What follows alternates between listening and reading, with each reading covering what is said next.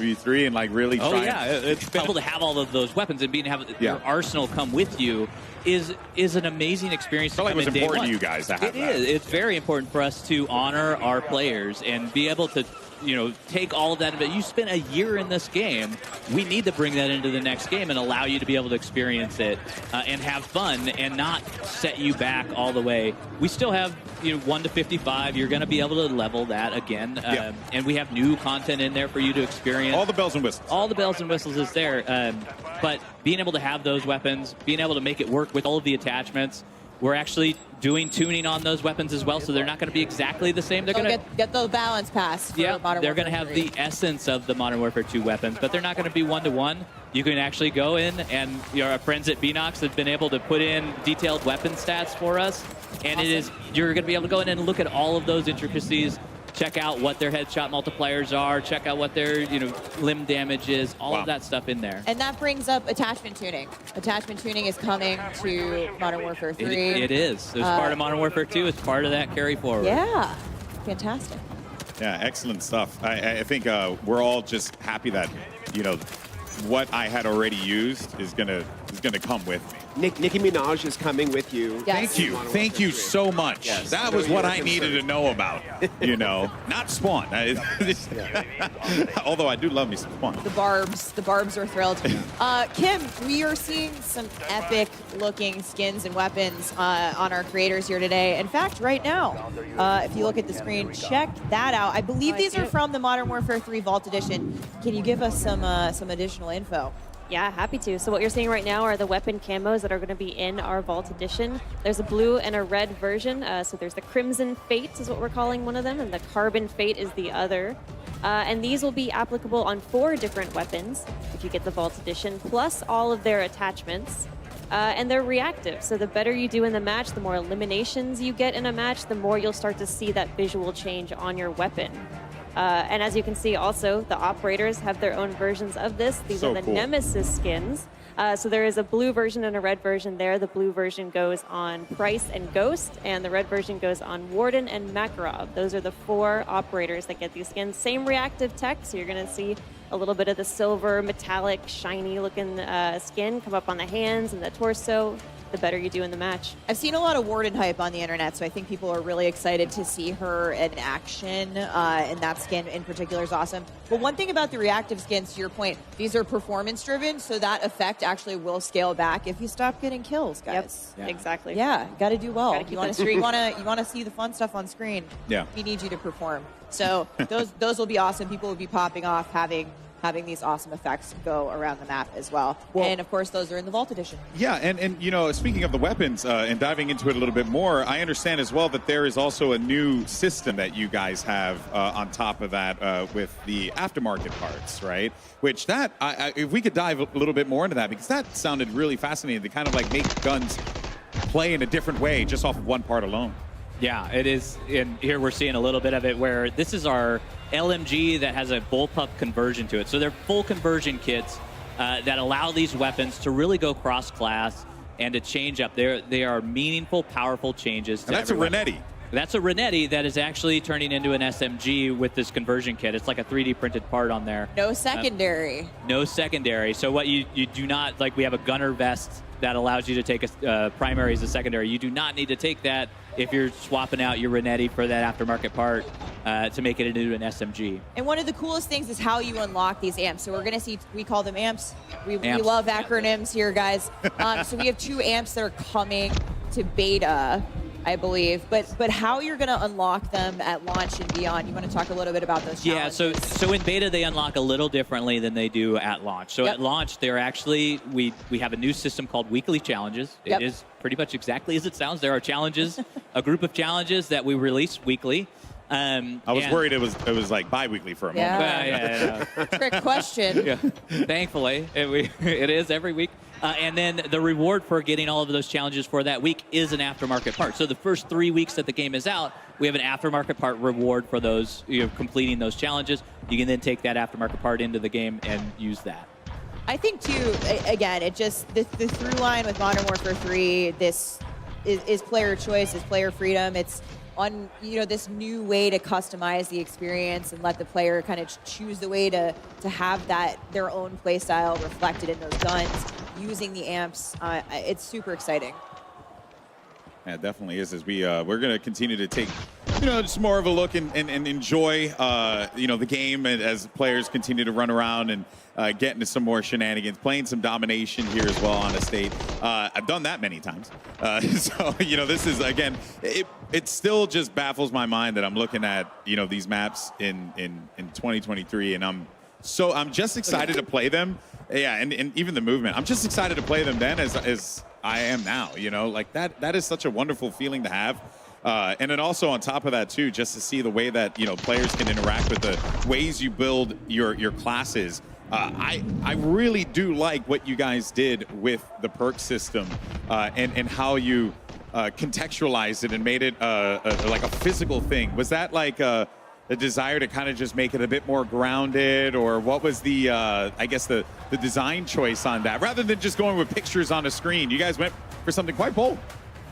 Yeah, I mean, I think it really was a big part of the context for the players. It's not just a UI menu with choices, that were sort of ambiguous. It was a little bit, we wanted to make sure that you brought in your fighting load carrier, right? Your FLC was what we talked about, internally is this thing where every piece of gear that you brought in did something meaningful for your loadout selection. Yeah. So perks was a big part of that, and we got a chance to look at the gear items, all inspired by real-world military tech and items, and we were able to really figure out what goes with what and what are the remixes we want to make, and we think we came up with a really good and interesting field of choices in our perks this year. So I don't know if you guys can see it. We're taking a look around the room at the moment. We actually have a 2-story streaming tower. I'm going to call it a tower. Pretty epic in here. It's absolutely wild in here, and everyone is very focused on their play. It all of a sudden, oh hey, that's us. Oh hey guys. GG's. Hello. So we've got this big giant room filled with Modern Warfare 3, filled with awesome creators from all over the world, and as Ted Timmons would say, the vibes are good. We're going to hear Ted talk about vibes. I do want to point out that screen you're looking at there, that, the logo, the Modern Warfare, that's a screen. And behind there are all the players that are behind that screen, which is so cool. I didn't even know that was a thing that you could do. 15 years in this industry, still continuously to be shocked by new tech that comes out all the time. This is Call of Duty, baby. Yeah, you guys go big. I respect it. Cutting edge. Yeah, love it. Love to see it here. We're getting a few of these games wrapped up, but there's definitely this sense in the room of like, all right, Q next. Go next. GG, go next. Go next. It's so fun to play it. Like, every day I come into the office and I boot up the game, get into a match as quickly as possible, and start playing. And it is just fun to watch them play as well, because there's so many things that they're doing. Like earlier, we were watching a circuit around the estate house, and that movement just looks so hot going through it. Like being able to mantle, we have sprint when you're tack sprinting. We actually increase the mantle speed so it feels more fluid as you're going across, and we're regenning your tack sprint as you're sprinting as well. I also saw a couple people pop off with Battle Rage. So Battle Rage is back. Battle Rage is back. It's actually moved into the tactical slot. Yes. So it is very powerful. So if you take that, we have an awesome vest, the engineering vest, that allows you to take 2 tacticals. As maybe we didn't touch on the vest.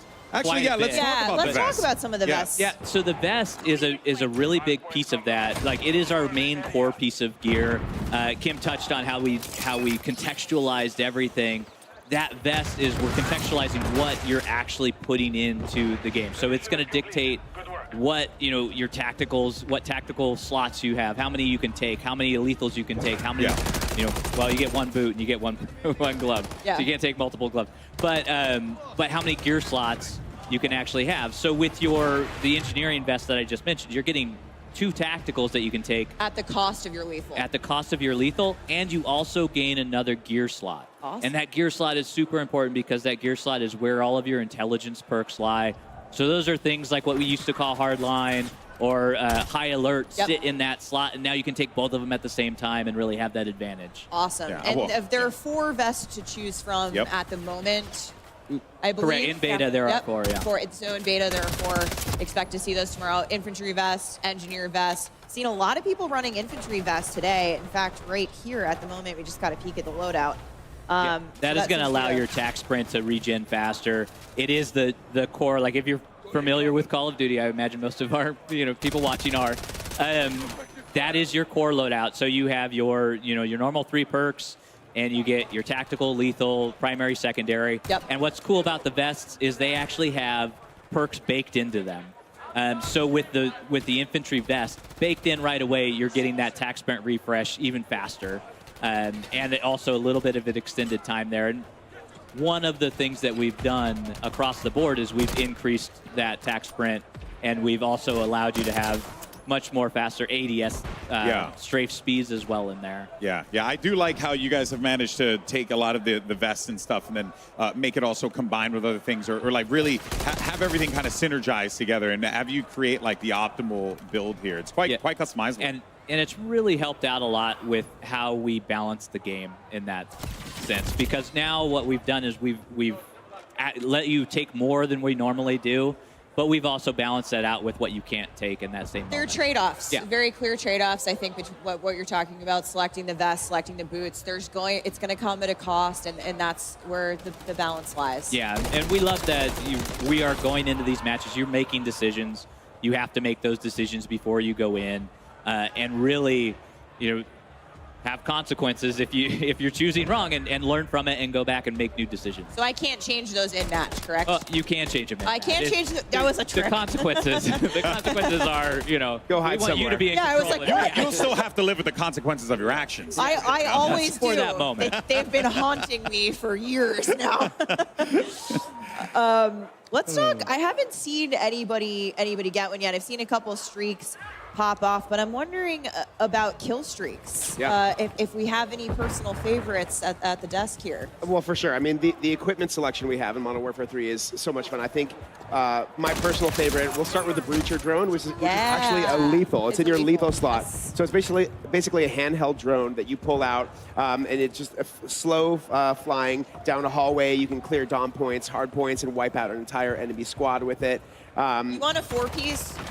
Yeah. Equip the Breacher drone. Yeah. That's your option. It'll explode on impact. The counter to that one, though, it's slow moving enough. You can shoot it down if you see it, the sky coming at you. There you go. So in addition to that, we have a mosquito drone, which you shoot into the air, and it basically encircles an area and then dive bombs an enemy when an enemy approaches that area. I will, in fact, say that my experience with the mosquito drone has been quite as annoying as a real mosquito.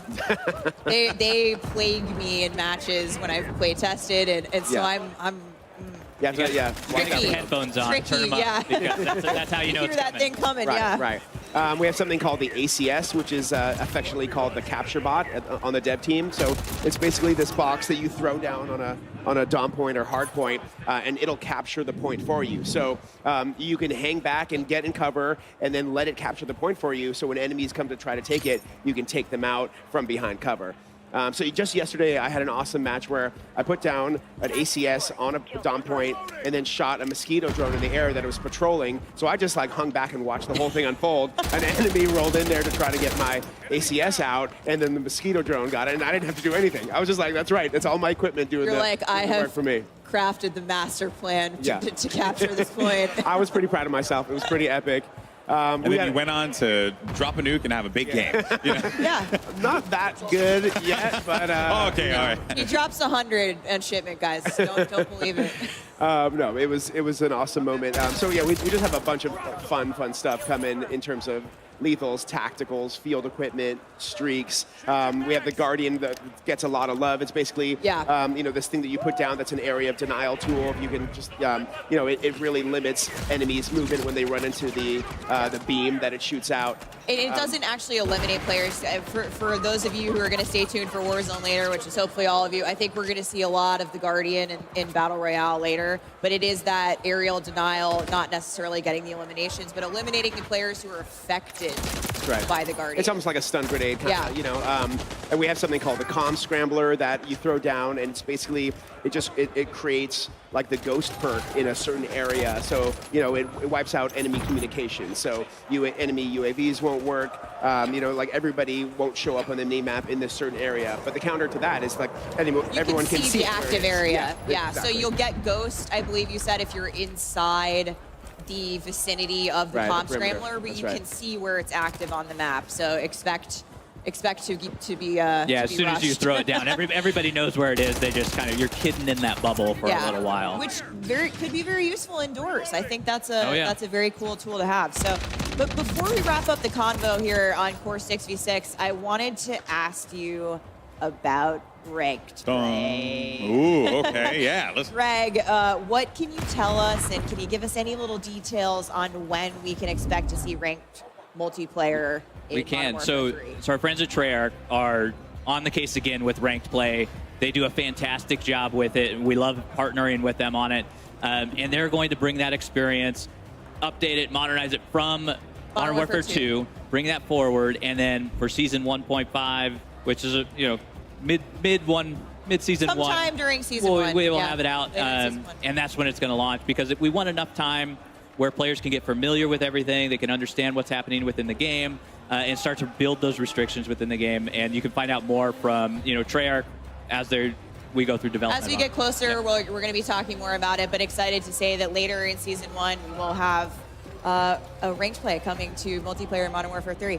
But that wraps up our Core 6v6 gameplay for the day. We're going to see the folks behind us switch over. We've got an exciting new mode to talk about that we're going to get to here in a second. It's called Cutthroat. It is awesome. There's so much to get into there. But first, we have a quick special announcement for all of our PlayStation players out there like me. Take a look.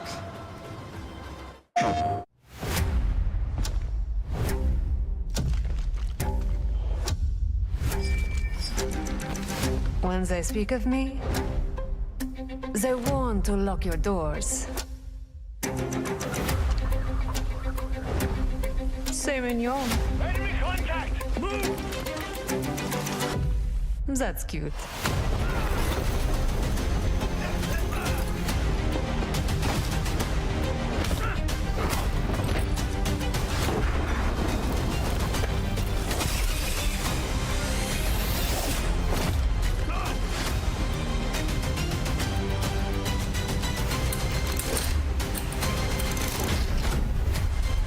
Never found a lock.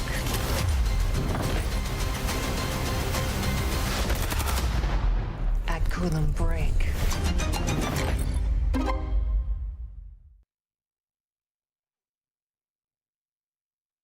PlayStation.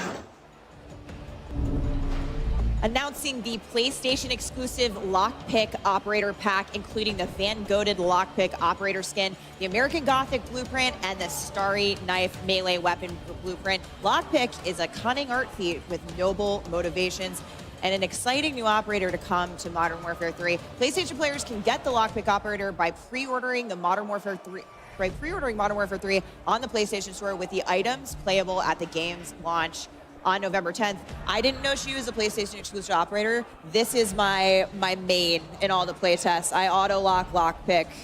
It is how it is. Did you know she was an art thief? I didn't know she was an art thief. I was like, Thomas Crownheffer, hello, it's me.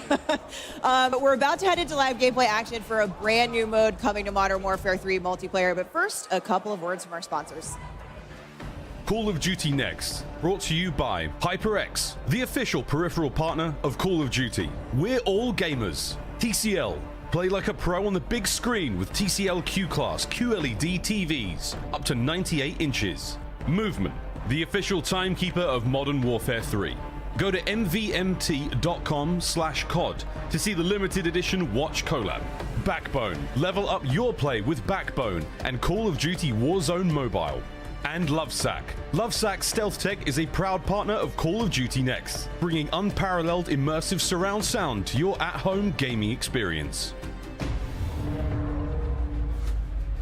Welcome back to Call of Duty Next here at the Creators Arena. Everyone's getting ready to hop into the brand new mode, Cutthroat.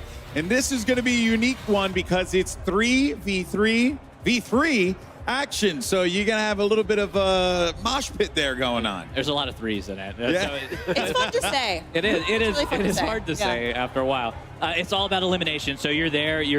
As long as your squad can take out the other two squads, that's how you're going to win. It is inspired by Gunfight. Like, you are actually, like, it is a very competitive mode. The thing that we like about it is it plays on all of our fantastic 16 launch maps that are there, and you get to play them in a new way. So in the past, like TDM, you're spawning at either side of the map.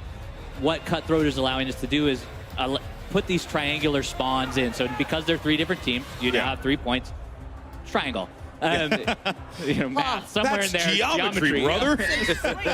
Simple maths. Yeah. And so it allows you to experience these maps in a way that you've never experienced before, which is part of that modernization that we like to talk about in the maps. And it's a fun experience to have, super competitive, and it's one life to live mode. It's very fun. You can regen your down teammates, though. If you see Yeah, so you one got of your the homies revives. get downed, yeah, you can go over there and revive them. That's a fun little way to, come back after. What led you guys falling to behind. want to make this mode? What was the inspiration behind it?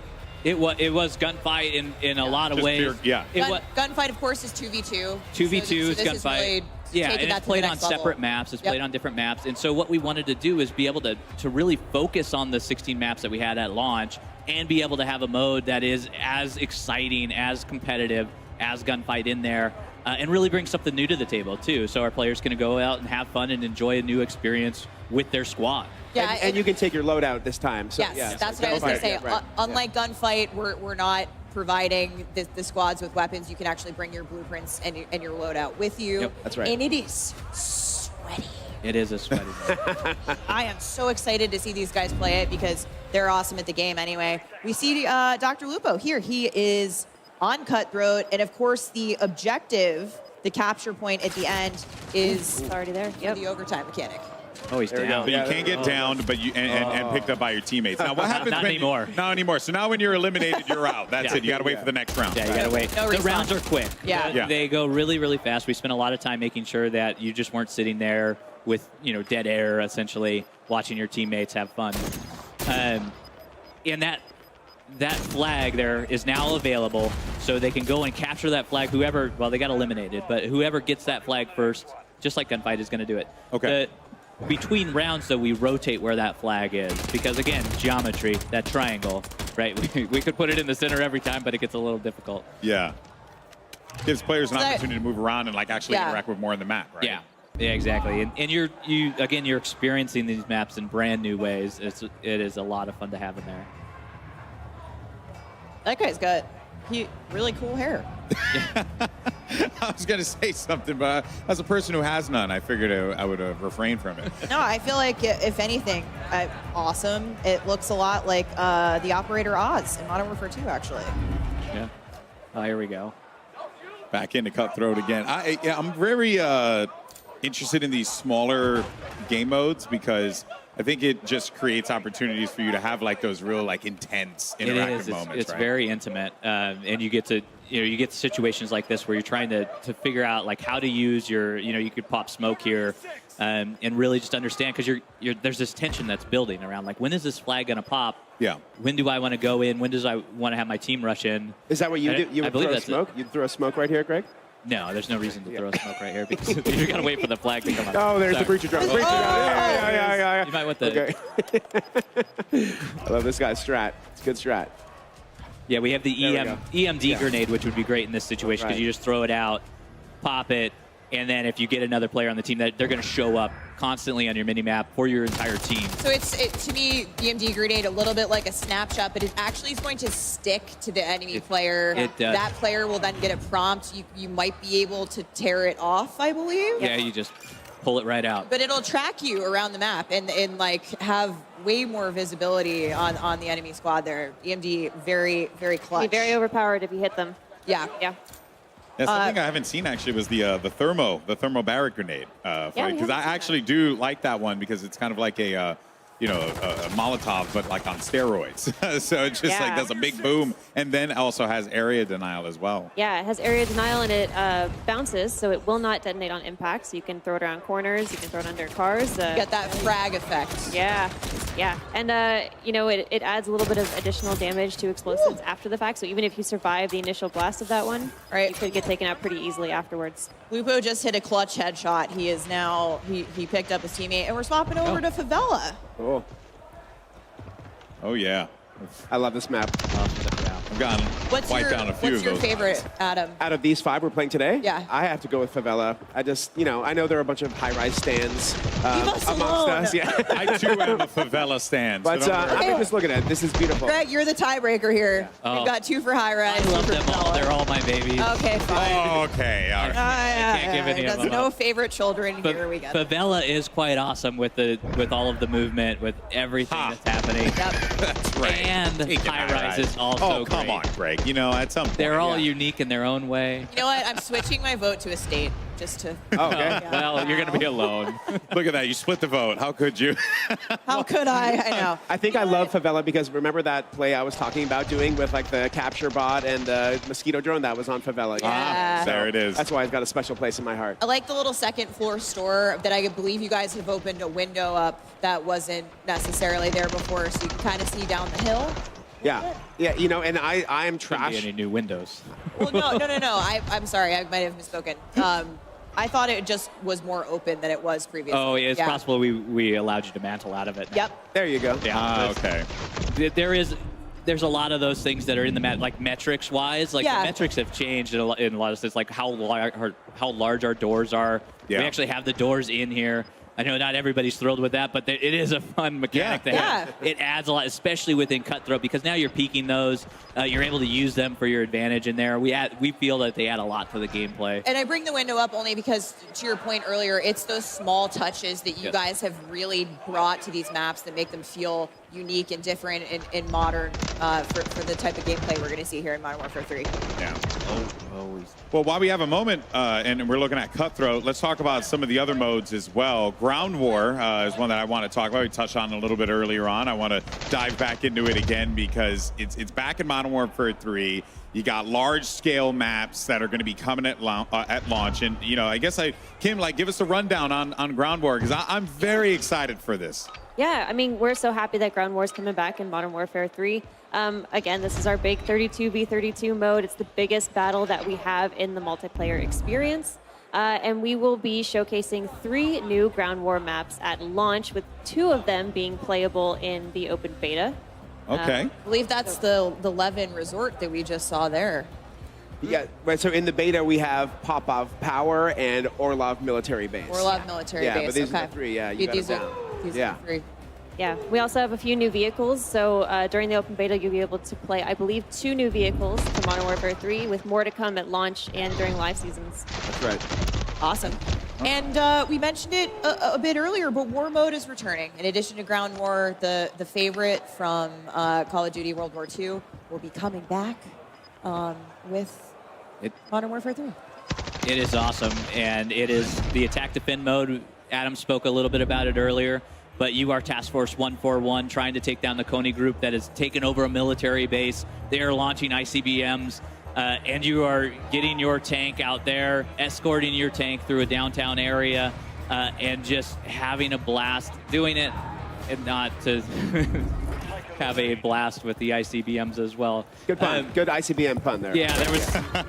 It was trying to come out, and it just didn't happen. Yeah, I saw what you were doing there. I liked it. Yeah. And also, there was a really cool tank on screen that was just causing utter mayhem. Right. So that's what we care about. It is that attack defense scenario where you are escorting that down the path, and it is a very linear combat. You have very clear lines of sight, clear battle lines.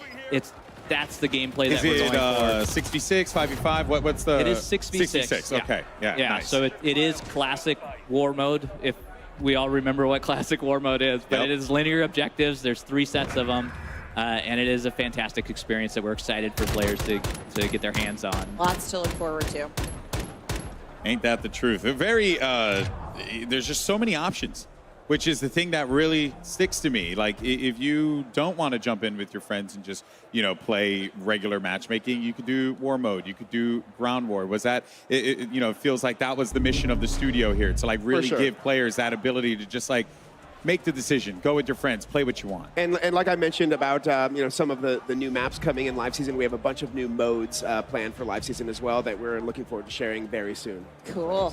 All right, well, I'm all for it. I want to thank you guys so much for joining us here today to share Modern Warfare 3 with the world. And that is going to wrap it up for the MW3 multiplayer segment of the show. Once again, a big thank you to Adam, Greg, as well as Kim for joining us here. But now we're going to head over to one of my favorite people. It's Maven, who's got a couple streamers that he's going to be putting in the hot and ready seat presented by Little Caesars. Trust me, it's as hilarious as it sounds. Maven, who you got? Thank you. You know, when I thought about being hot and ready, the first thing that came to mind was my guy, Legion. Hey. I'm really proud to be the other bald guy on stage with you today.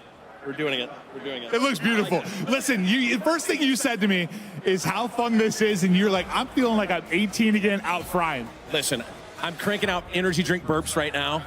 I'm 30, I'm feeling 18. I just smoked Biffle. Where's he at? I don't know where he's at. Guy's incredible, but I smoked him with a shotgun. I'm feeling alert right now, Maven. I can tell the second you sat down, like, my guy is locked. What have you loved the most so far about just getting in, diving into MW3? Brother, all the fun stuff is really fun. The shotguns, the new tags, the new lethals, bro. I'm just out here doing anything to just make everybody angry. It's just angry as possible. I'm assuming. Well, was it a bit of a surprise at first? Like, when you got in, like, how much fun you were having? Like, does it kind of defy expectations? Listen, I was 16 when Modern Warfare 2 came out. So all these maps that we were playing in Modern Warfare 3 right now, throwing back, bro, it's just like you picked it right back up again, and I'm bodying. I don't know, it's so fun. You're a talented and very handsome guy. Now let's talk about the chair. This is the hot and ready seat presented by Little Caesars. We were a little bit worried about what this was going to be able to handle, especially if I tried to sit on your lap. But this is the hot seat, dude. You like yourself some pizza. Listen, I was a little worried that the cardboard capacity, I'd be a little overweight. But I'm feeling really good right now, and I feel like you and I together in this hot seat together, it's just too much hotness. This is too much interaction. If our bald heads connect one more time, the venue lights shut down. Speaking of that, we got to get out of here. Let's get this over to Shift Legion. Thank you so much, buddy. Oh, there's just always comedy with two bald guys in the mix. But yeah, I hold Shift here with the one and only Shotzi. I got to start with the fun question first. I mean, just enjoyment level. How are you enjoying the game to this point? This game's amazing, man. I have nothing but good things to say about this game. I love the movement. Everything about it's got like. All right, you set me up for like the perfect segue. Have you found ways to finesse the movement system yet? Because I know going into the beta, that's probably your main goal, is to find ways to just completely over-embellish the movement system. How are you feeling so far about how this game moves? It moves smoothly than any other COD I've played. I feel like it has a mix of like fast and a little bit of a slower slide cancel, but yeah, I love it. It's very, very fast. Have you broken anything yet? Not broken anything, but I will say that there's like these sneakers that allow you to like slide any ADS. And I feel like that's meta right now. All right, so make sure you check out the stream for that, because that's going to be all the hacks and clues for that. Now, getting into the competitiveness, I mean, last year, lots of conversations about skill gap. Where is it going to be? Do you feel like movement is going to be one of the main focus points for those trying to take their game to the more competitive level? Or where do you think that the competitive skill gap is going to be for this game? So, yeah, definitely movement. I feel like slide canceling, obviously, is going to be, you know, very OP. And then I feel like the aim assist in this game is actually very not as sticky as other games. I feel like mid and far range, it's actually... yeah, not as sticky, so that's definitely interesting. Fair enough. Shotzi, thanks so much, my man. Of course, you can check him out on his stream. And, well, with that, we're going to go back up to Miles and Lottie to give us their thoughts on what they just saw with multiplayer before we come back with the team from Treyarch to give us our first look at game footage and details for Modern Warfare Zombies. But first, a quick word from our sponsors. Call of Duty Next, brought to you by Little Caesars, a proud partner of Call of Duty Next and Modern Warfare 3. NVIDIA GeForce. Level up your Modern Warfare 3 PC experience with performance multiplying DLSS 3 and latency reducing reflex. Herman Miller Embody gaming chairs are being used at today's event. Check out Herman Miller Gaming's entire portfolio of products at hermanmiller.com/gaming. And Elgato, a proud partner of Call of Duty Next. Ladies and gentlemen, hello and welcome back to Call of Duty Next. My name is Miles Ross. I'm joined here in the fireside chat. I've got one Prague, we've got OVP, we've got Nameless, and we have Alley Cat on the corner there. We are going to be, I suppose reacting is one way to put it now, but like This is one of the hardest jobs I've ever had to work in my life. I've never been this excited about a COD. Like, Legion hit the nail on the head. I'm 18 again, 34 in skin, but 18 in gunny. Lottie, first impressions, lay it on, Miguel. Oh gosh, I mean, how cool is this? I think you get that element of nostalgia, the new kind of newness from the game as well. It's refreshing all in one. I mean, for me, I think it's got to be about the fact that you can kind of almost customize what you want to do, what type of player you want to be in game. I mean, it starts with movement, and then you're looking at the perk system, but there's a balance there as well. And I'm just so excited to see what type of player, first of all, I'll be, but especially our two MP experts over here, Nameless, Ali. I mean, you guys not only talk about multiplayer for a living, but you guys play it day in, day out, so many hours grinding. Nameless, what are you making of it so far? Yeah, I mean, you know me. I've been playing Call of Duty since way back in the day, 06 back to COD 2. And for me, what this feels like is you're getting the classic maps, you're getting the best things that we all fell in love with Call of Duty about, but you're also getting the best of the innovations of recent Call of Duties as well. So it's just been spectacular seeing, we played Hardpoint on Skid Row yesterday. Who could say that in 2023? It's been amazing, Ali.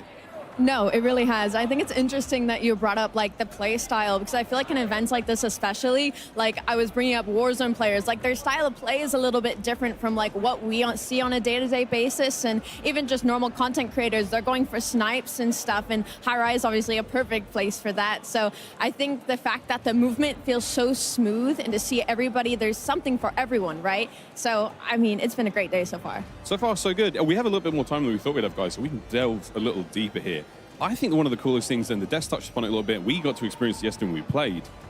We're making the most meaningful decisions, I think, ever in COD when it comes to our loadouts now on our perks. So what vest I'm wearing, I ran the Demolition vest. It means I think I lose one of my tacticals, but I gain like 2 lethals, which turns me into a killing machine, quite frankly. The Breacher drone, yeah, a lot of fun. Miles. Way too much fun, actually. That thing's insane. The Breacher drone, you just throw it in a hallway, it flies super quick. You can actually shoot out of the air. I didn't know that yesterday. I know you said you tried it, though. I shot my own drone down accidentally. I was pre-aiming somebody in cover. They were in perfect chest-high cover. Yeah. I let the drone fly out, and it follows a direct path. It doesn't have the craziest range. It is fast enough. But I was pre-aiming that spot, and then when the guys, with the red dot appeared, I fired away. I shot down my own Breacher drone. But it's just one of many fun new items that we have to play with here. And again, meaningful choices, like from top to bottom. What shoes am I wearing? What kind of gloves am I wearing in this loadout? Yeah. How do I want to play? Am I stationary? I might have the strafe speed shoes on, get my shoulders working. We heard Shotsy talk about the tack stance and how he's sliding around the map. And this is something we cannot stress this enough, friends. You're going to be schmooving in this game like you may have never moved before in COD.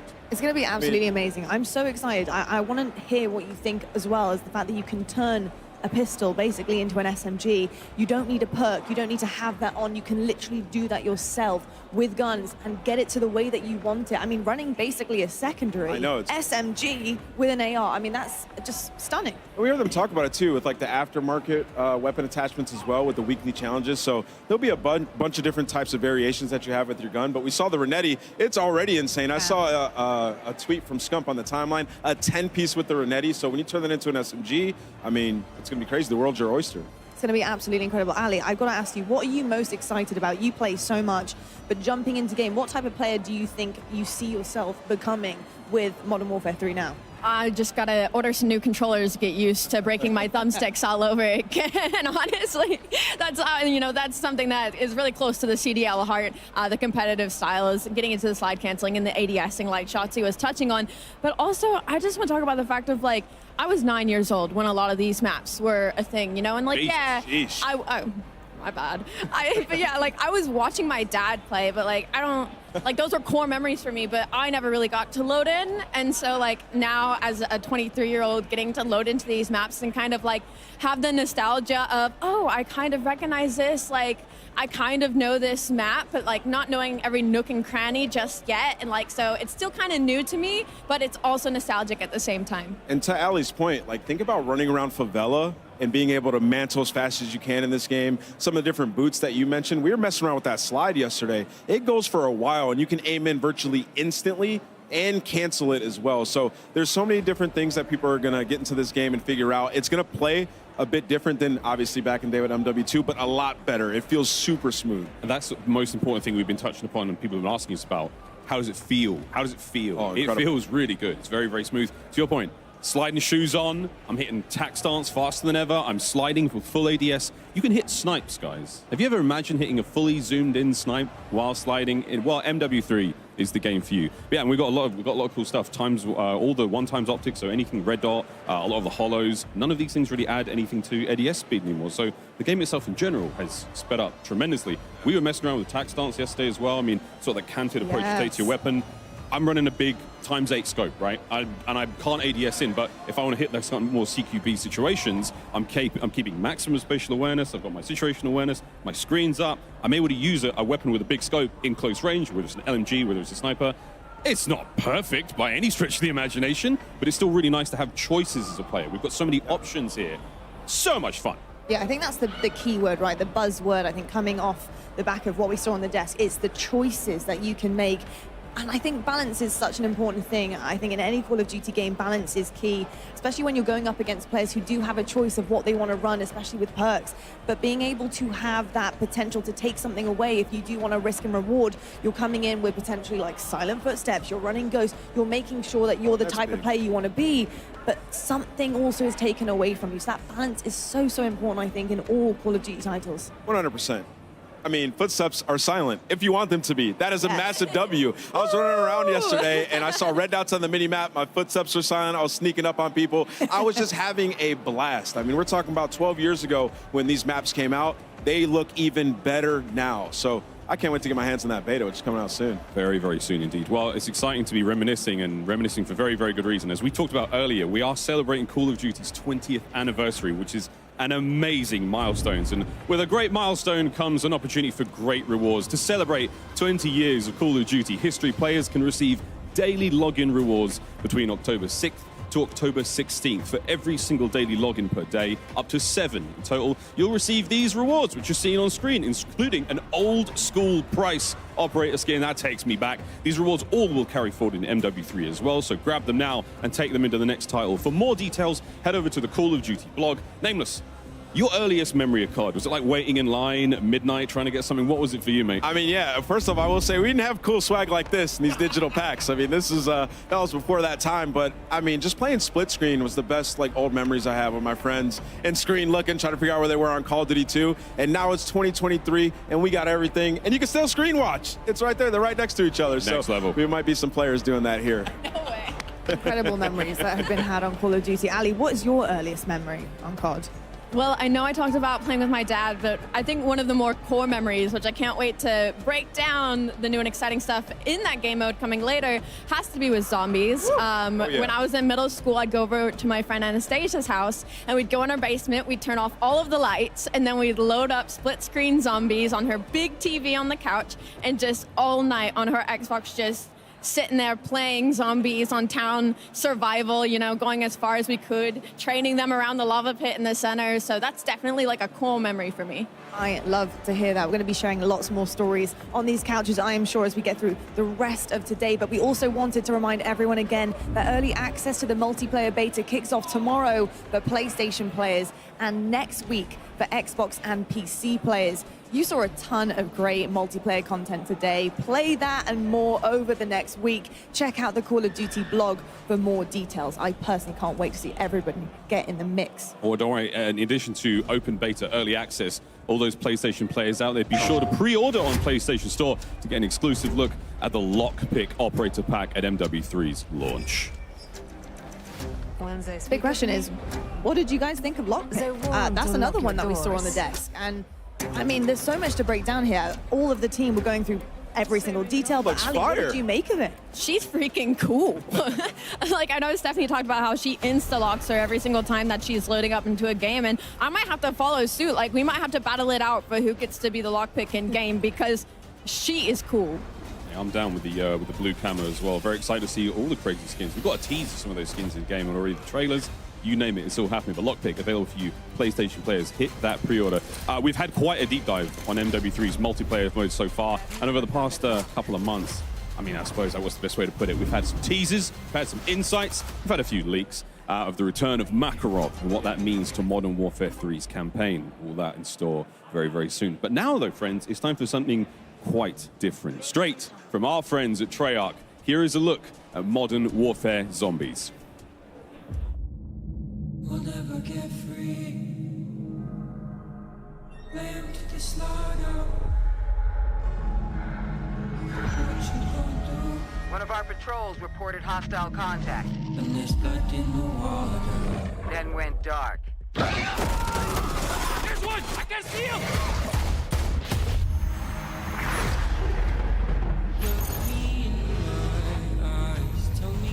We'll infill into a low-threat zone. Nothing gets in. And nothing, I say again, nothing gets out. You thought you could go free, but the system is done for. If you listen real closely, there's a knock at your front door.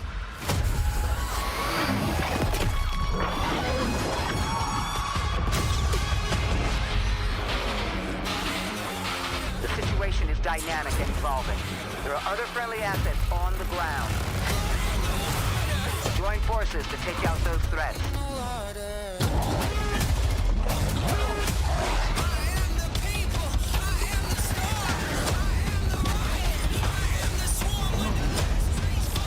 Friendly squad in the AO. Moving in to assist.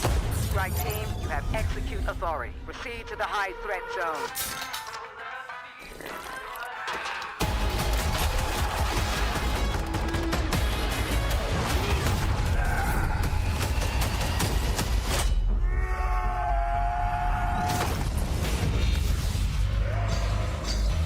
Forget what you know. Monsters are real.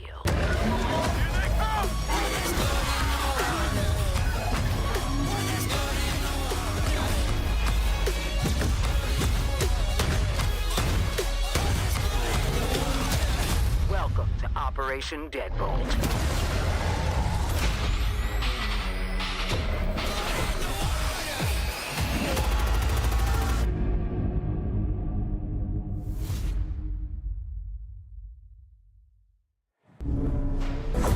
You just got a sneak peek at the end of that trail of the Soul Harvester weapon blueprint. More on that in just a bit. But now, let's welcome some very special guests from Treyarch, because you got Kevin Drew as well as Miles Leslie. Kevin is the Associate Director of Design and Miles is the Associate Creative Director. Welcome to the both of y'all, and it is so exciting to talk about some zombies. Man. Fired awesome to be here. Yes, let's It talk looks zombies. awesome in here. We just swapped over to a little undead purple in the back. When I think of the undead, I think of the purple. ambiance. Yeah, I mean, there's something about purple and zombies that just, it really does something for me. But guys, earlier this week, we held an event at Treyarch. We were able to bring a couple of different groups of creators who are here today at Call of Duty Next into Treyarch. First time you guys have had folks in the studio in a long time. It was super exciting. You want to talk a little bit about the event and some of the awesome reactions we got to see in the room from these guys? Yeah, no, it was a great experience bringing in those people. You know, zombies is traditionally something that is a mode based on exploration, discovery, but we felt like there's so much new here. We really wanted to get a group in there and play it, get hands-on, get impressions, get feedback, and we just had a really great time playing with them. You're getting to see a couple of the reactions in the room there. They got to see some footage. They got some playtime. You guys answered about some questions. Yeah, the playtest was absolutely fantastic. There were so many awesome moments. It just felt right getting them into play. Well, I was going to ask, like, as you know, having been in the lab, making this for so long, right? And then getting people to see it. And what you guys said before, I remember you guys mentioning that it's not a thing you do often, bringing people into the studio. So that must have been a very, like, almost revealing experience for you guys, right? It felt very good getting outside people besides us playing it. Yeah. Like, so you're like, oh, wait a minute, this game is good. Hey, this is super fun. You know? So it's like, we were right. Yeah. We did it. Yeah. Guys, one of the most popular questions I noticed, you know, ripe amongst the crowd of creators that was there, Easter eggs. We know them, we love them, we want them in zombies. What, if anything, can you tell us? Give us a little taste. I mean, a little tidbit, a little morsel. A little something. We can't give them all. Giving anything. Well, then what should we expect? So at if least you were what's paying there? attention to that trailer you just saw for the first time, okay, maybe at the end, if you go back and scrub it, you might see something that you'll see that's kind of big. Now, I don't want to give it all away. There's a lot to discover in this open world zombies. Oh, yeah. And I think that is going to lead perfectly to my question, which is with so much that needs to be unpacked here, I guess, you know, what I'm curious about is like, what are the key things that you want the community to know about this iteration of zombies? The differences potentially from, you know, the previous game till this one, because you guys are having some fun with it out there. Absolutely. I mean, it's a mode based on experimentation, and we're really doing that here. This is taking our gameplay, our classic zombies gameplay and mechanics, and putting them on the big map and all of the experiences that offers with vehicles and the vast space and the higher player count. And then on top of that, putting it in the modern warfare era where you have their equipment, the operators, and it just feels so badass, you know? And it's in this massive open world co-op experience. So that's something that feels exciting. It feels different. Kind of what led you guys to design, you know, Modern Warfare Zombies the way that you did in this big new way? So we just saw an opportunity with the big map to have the biggest PvE experience we've ever had in the franchise. So Which in is the past, we had pure PvE. Yes, pure PvE, no PvP. You're safe here, and there's you know, we usually have 4 players. Kind of. You know, Safe it is relative. is zombies at the end of the day. Yeah. But then you mentioned like the way that the game is played, the open world. But how do the players like interact with one another in that world? Because and also like, you know, I like running solo from time to time. Is that also something that's possible as well? Absolutely. So it's 24 players total. You can go in solo. You can go in with your squad. But what's awesome is that you're all on the same team trying to do the same thing. So when you're out in the world, you'll run into other squads or other players. You can make a decision in that moment to like combine and form a super squad. Oh, so you can form a super team. Oh, yeah. Yes. Like in-game form a super team. Yeah. Oh, Yeah. that's cool. And that's 8 squads of 3. You can group up together. You can go lone wolf it. I don't know if I'd recommend that, guys, from what I've seen. I mean, experienced players. If you want a challenge, you can go in solo, but it is a lot of fun to grab some friends, form those super squads. Yeah. And again, the map is massive. There's zombies everywhere. There's other surprises We're going to everywhere. get to that. We'll We're going to get to that. I'm getting excited. And so a couple weeks ago, we saw the very first look at Modern Warfare Zombies in the cinematic that we released, which really sets the stage for the narrative of Modern Warfare Zombies in that we see Soap, we see Laswell, and more importantly, we saw someone who I didn't think we were going to see again. That's right. Miles, can you take us through what's going on? What's going on here? What's going on? 100%. Yeah, 100%. So, you know, that opportunity that Kevin talked about is there's a few questions when people saw that cinematic. And if you hadn't, go and watch it. It's awesome. Hold on a second. Where are we in time and place? We are between Modern Warfare 19 and MW22, the year 2021. And that's really important to the story because in true Treyarch Zombies fashion, we are always jumping eras, jumping moments, and really touching different timelines in interesting ways. I can't go into all of it, but there's a reason for that. Now, the next question which you're hinting to is, why is Zakayev alive? I saw him die, but did you? Did you really? I saw him get shot. I saw him fall down a missile silo. You saw him fall. There was blood. But in true sort of story fashion, if there's no body, he's not dead. Now, Task Force 141 went back to that silo. There was water at the bottom. It had been drained. Lots of blood. And Zakayev was gone. Now, officially declared deceased. But then whispers emerged that he's still alive. And now, of course, in true sort of villain fashion, he starts to hear whispers himself as he's recovering from falling down that silo, which he did. Yeah, that hurts. That hurts a little bit. Yep. Is about this new thing called Ethereum. And he wants to get it. And that really sets the stage. All of that, by the way, is day one getting in the door like you saw in the cinematic, which is that's the start of the story. And players are going to experience this story just in really interesting ways. So it's a flashback, it's canon, we've got worlds colliding with Cold War, with Modern Warfare. We'll talk a little bit more about that later. But the story really progresses in a new and interesting way. Let's take a look at how these come to life in the intro mission. Ooh. Yes.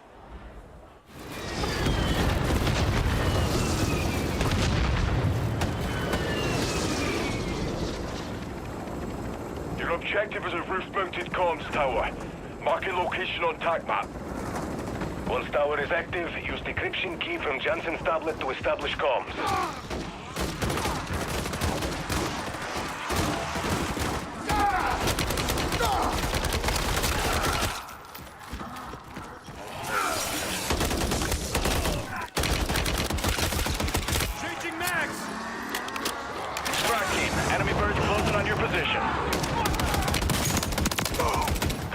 Second push up top. Objective is on the roof.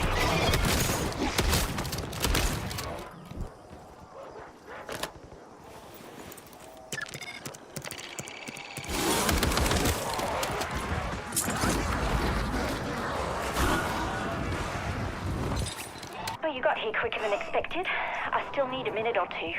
I'm in the middle of erasing my research from the Terminus database. Protect Dr. Jansen. We need her alive. Target down. Zakayev will unleash this hell everywhere from New York to Joburg if we can't stop him here. Clear and hold that LZ strike team. Multiple enemies on approach. Weapons free on all threats.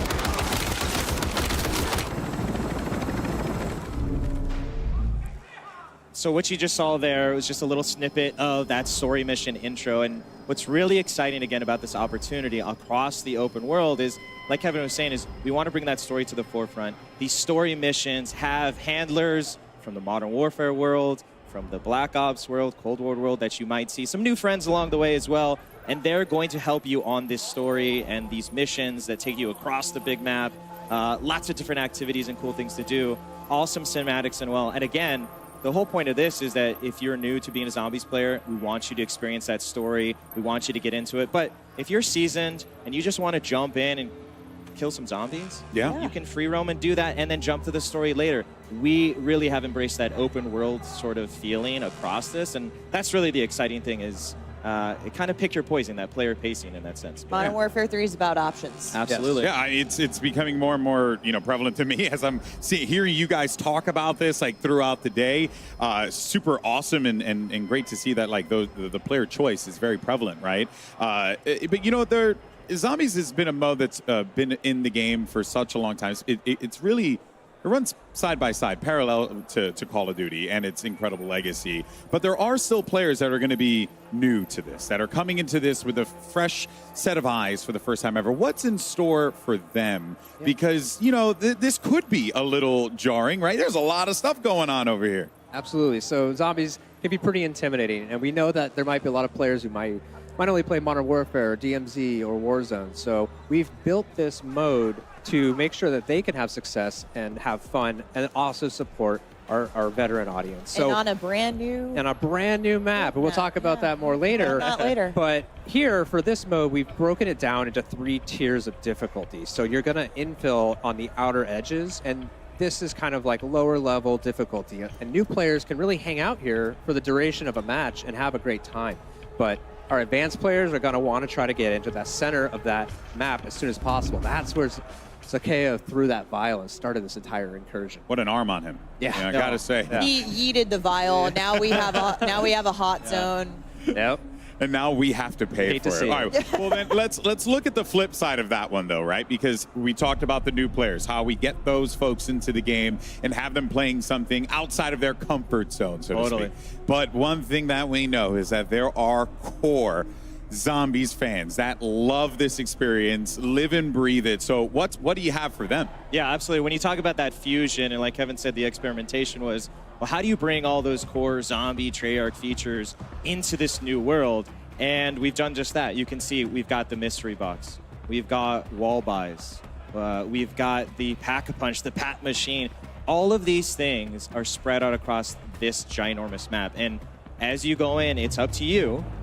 Where do you want to buy them? How do you want to accumulate your arsenal and your loadout? How do you want to tackle this world? But those Zombies features are super key to making this feel fresh and really an evolution of that sort of open world feel as you get more powerful. And again, it's fused with the Modern Warfare DMZ feeling as well as buy stations as well, using the score streaks. You're going to see features that you recognize if from experiences in other modes. 100%, which you may not have had in other Zombies. So that's where we've married them together in interesting ways. But it's awesome. The most important core feature, of course. It's a sweet new feature, folks. What? is our cereal. Zombie cereal. You can't find this in the map. I wish you could. Yeah. It's actually delicious, though. Yeah, it's here at Call of Duty Next. It has some awesome features. It's got a UV light. It's outrageous. I may or may not have taken a box of those already. I've stolen this. I mean, This a is crate. mine. I'm not talking about a single box. I'm Yeah. talking a single crate. Oh, wow. What came off the truck, you know? Wow. And shout out to Off Limits Yes, Cereal for fantastic. making this with the box bespoke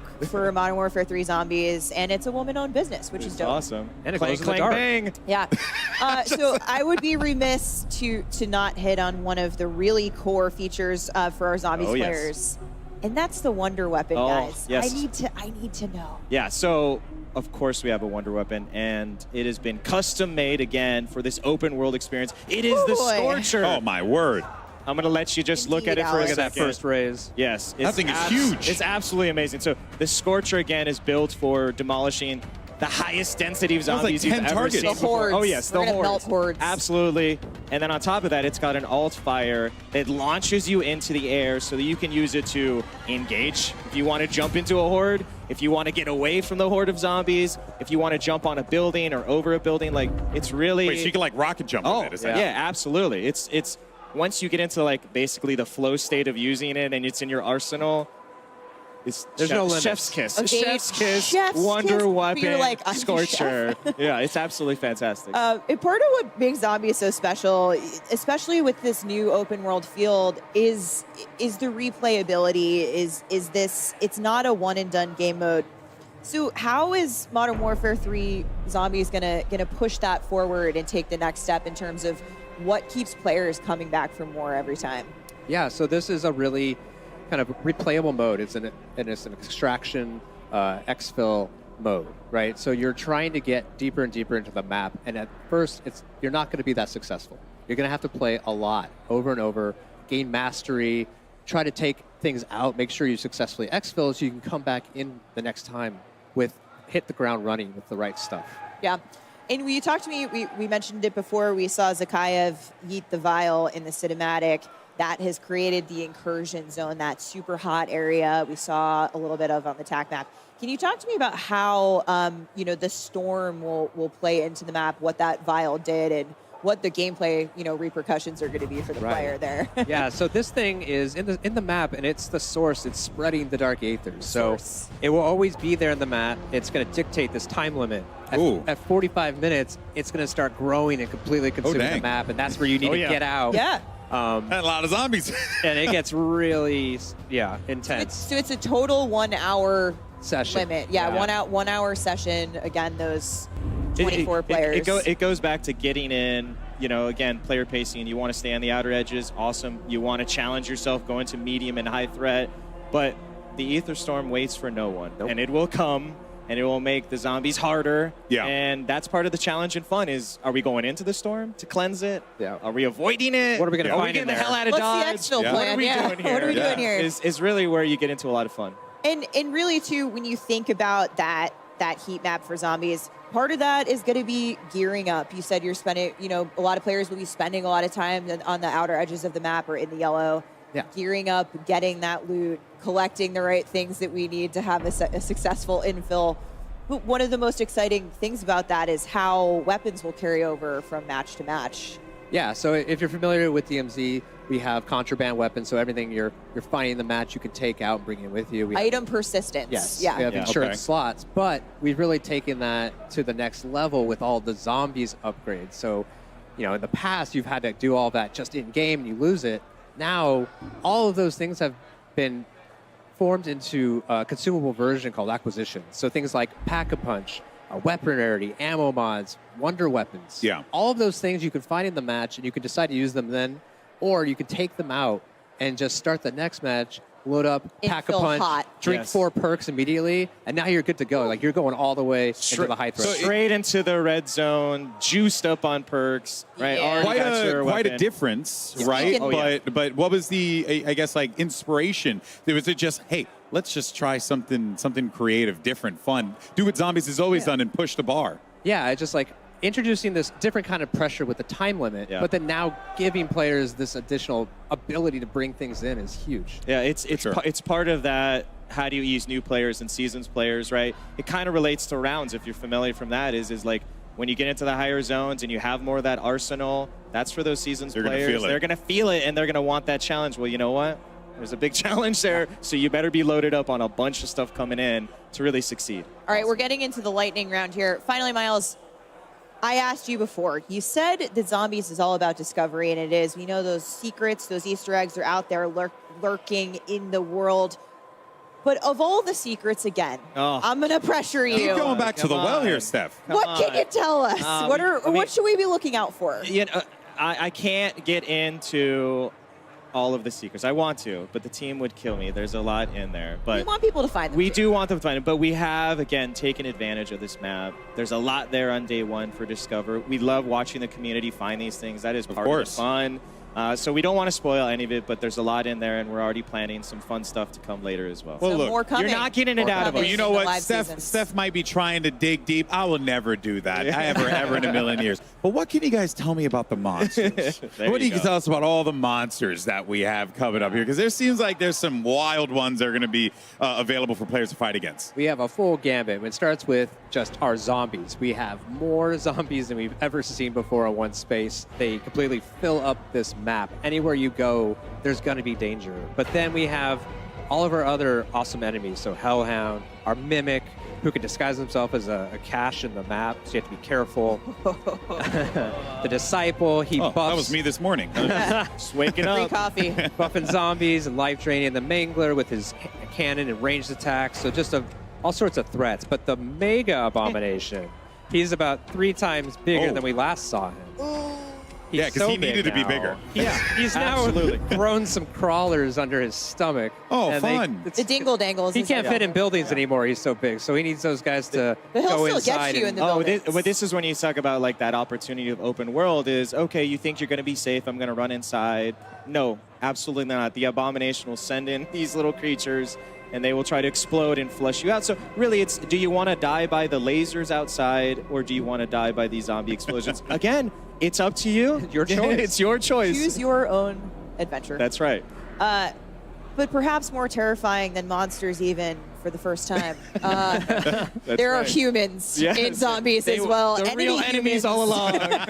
So this enemy PMC group is in the world. That's another, again, important to the story when you go back to Sakayev and this Terminus Outcomes PMC group. They're his muscle that he's hired.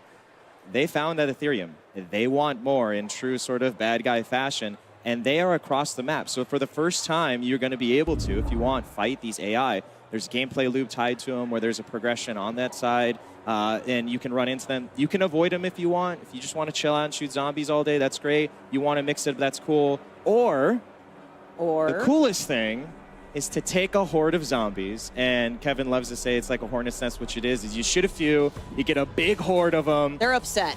And you basically train them right into the human AI. Oh, that's cool. Okay. And it's basically, the zombies are third-partying. Yes. Right? Yeah. Which is awesome. So we're 100% team zombies, and you just kind of sneak by as they're causing all the carnage so you can loot, get what you need, and get out. But it's really just, I can't express the moment when you unleash your own zombie horde on the human AI. It's really satisfying. Yeah. Awesome. I can't wait. Well, you guys saw it after the Zombies trailer earlier, but in a couple of minutes, Lottie's going to give you all the details on the Soul Harvester weapon blueprint. Stay tuned. That thing is absolutely absurd. It's 100% something that you're going to want to see in Zombies day one. But I have some other news. We got a little taste of that big map that you guys keep talking about. I am excited to announce that the big map you saw here teased in Modern Warfare Zombies was actually your very first look at the brand new map coming to Warzone. We're deep diving into Battle Royale coming next. Oh boy, it's going to be tuned. Awesome stuff. Firstly, Kevin, Miles, I want to thank you guys so much for your time. Your passion is infectious. Your love for this is truly inspirational, here. and I'm excited to try it out now. I wish we could stay and talk about it. Yes. I think we You could did draw your self-portrait.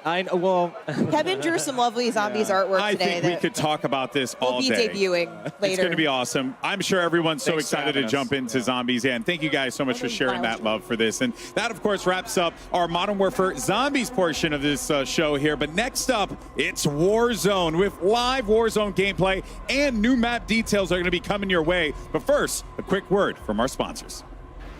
Call of Duty Next, brought to you by HyperX, the official peripheral partner of Call of Duty. We're all gamers. TCL, play like a pro on the big screen with TCL Q-Class QLED TVs, up to 98 inches. Movement, the official timekeeper of Modern Warfare 3.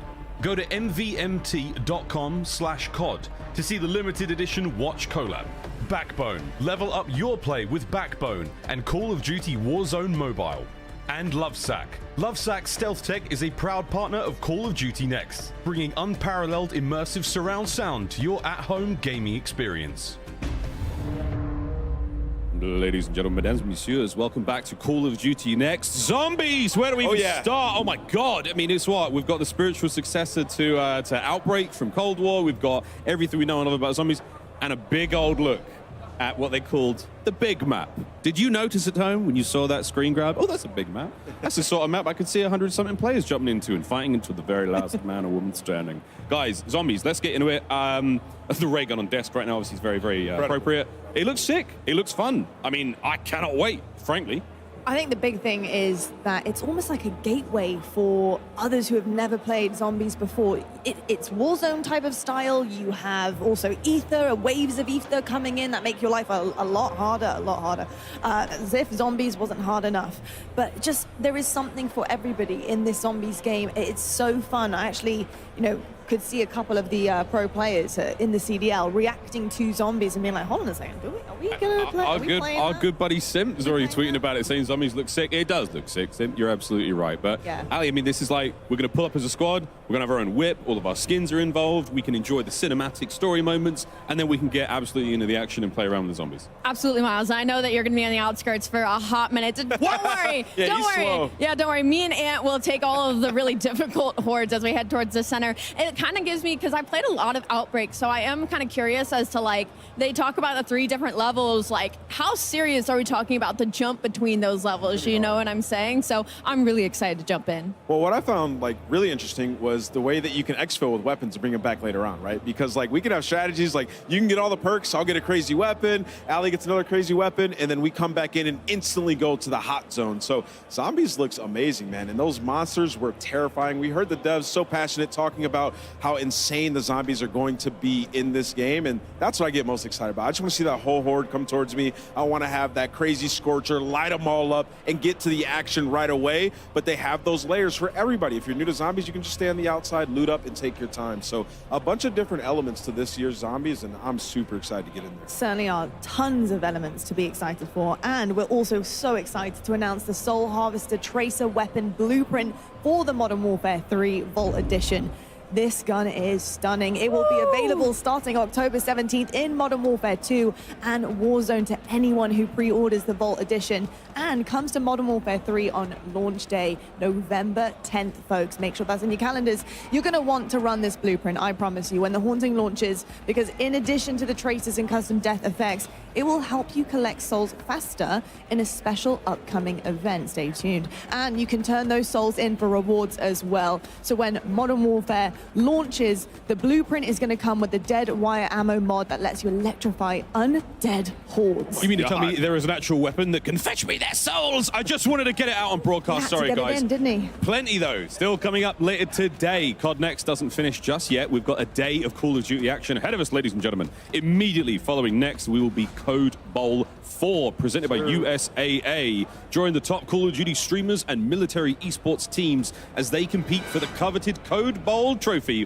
which has actually been in space, funny enough. 100% of the net proceeds from today's tournament will go toward placing more veterans into high-quality jobs. Now, we have a lot of Call of Duty fans. We've actually got a short message from someone who wants to say a very, very quick hello to all of you.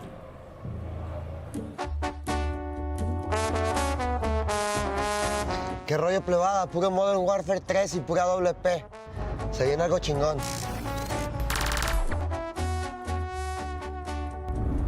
Peso Pluma, thank you very much. Thank you ever so much. I mean, pretty cool actually, isn't it? I love how many people are so interested, obviously, in Modern Warfare 3. I mean, who wouldn't be? Now with a tease of something to come. Lottie, what's that all about, mate? Well, I'll tell you what, right now, welcome to the TCL Power Hour. During this next hour, we will have our streamers try to complete a series of challenges while in the middle of Battle Royale. Now, there are 9 challenges, and with them come 9 opportunities for you, the viewer, to have a chance to win a 65-inch TCL TV. Now, look at these, okay? Oh. We need to talk quickly about how these potentially might go down. Did you catch a glimpse of any of those challenges? What are we thinking? Yeah. I instantly saw the one where you have to get, I think, like a double elimination with a drivable train. Oh, what? Yeah, wait. A drivable train? One more time so the people out there.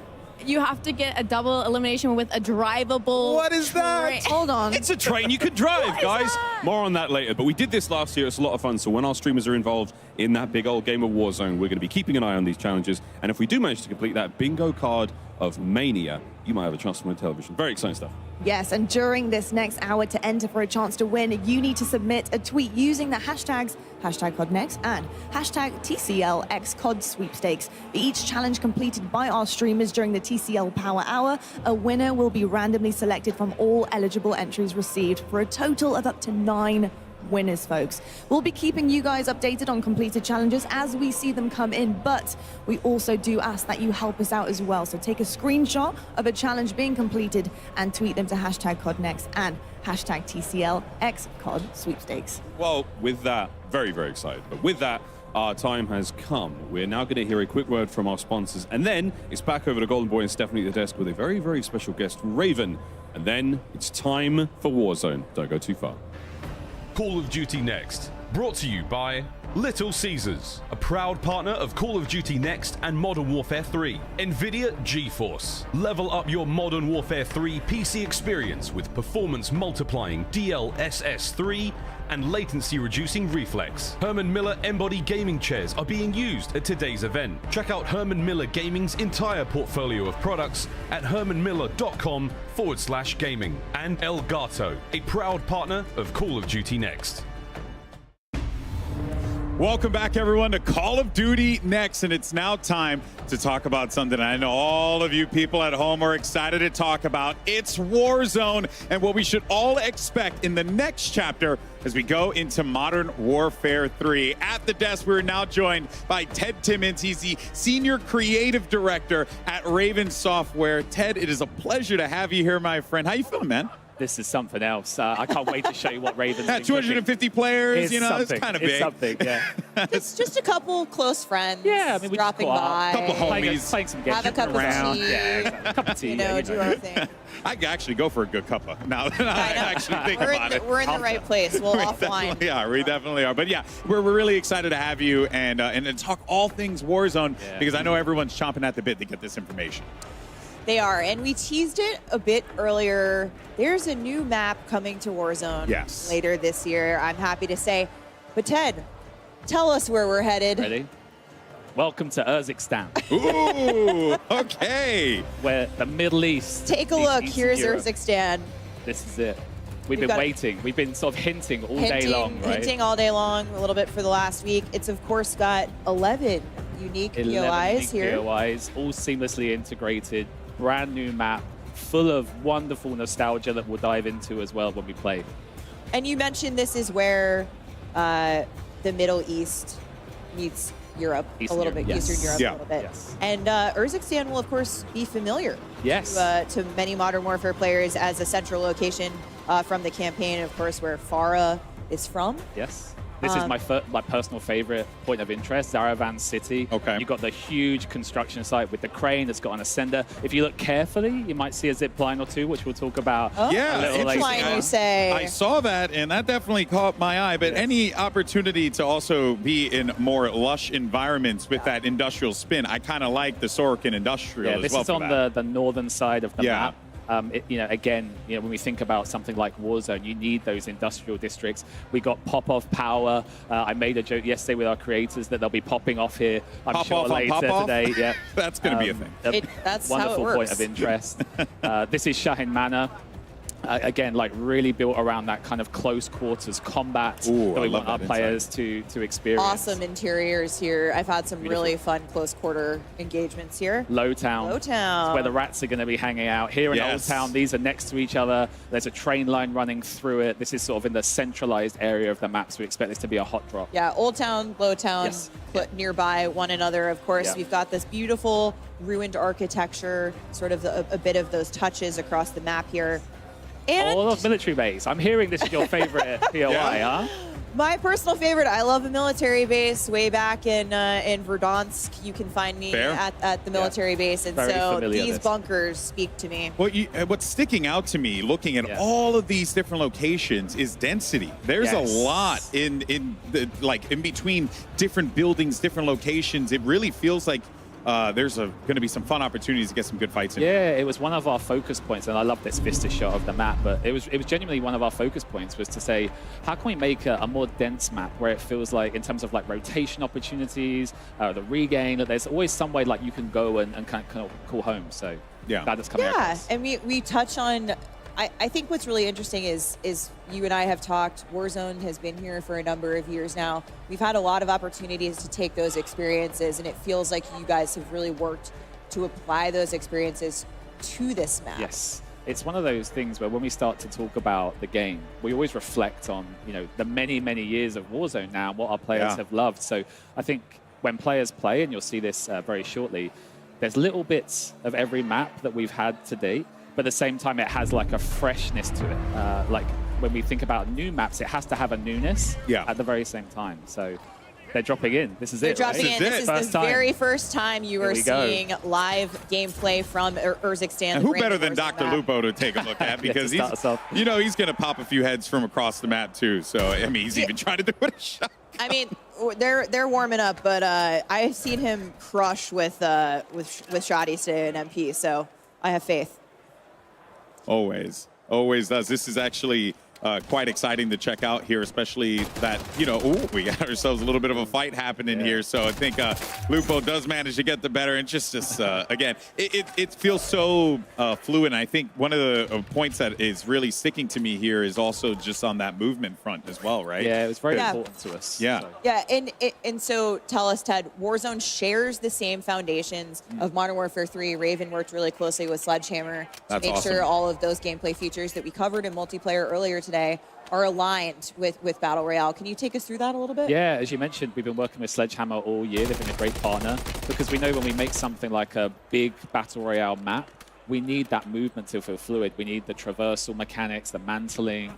Everything needs to work well and seamlessly. Yeah, and it's the classic Call of Duty feel, right? You're obviously going to be getting that here, but to see that, I guess would the word be parody? I guess I'm thinking of just basically seeing how continuity. Continuity is a way better word. It's experience it with synergy across all the modes. Synergy. I love it. I love that. I love that we managed to fit synergy. And at the same time, we saw earlier on from Greg and the team that they increased their health to 150 to actually match Warzone. So not only is there a synergy with movement, there's also a synergy with the gameplay itself. That has to be pretty awesome for you as well, having been involved in Warzone for so long and the amount of love and passion you have for it, to see like, hey, when players load into the game, like the experience is going to be the same. So try it out, right? The water's warm. Yeah, move around. We saw zombies. We saw, now with Warzone, we really want our players to move between all these different experiences. This is one of my favorite weapons that I can pick up in the map right now. I love the scope on it. Yeah.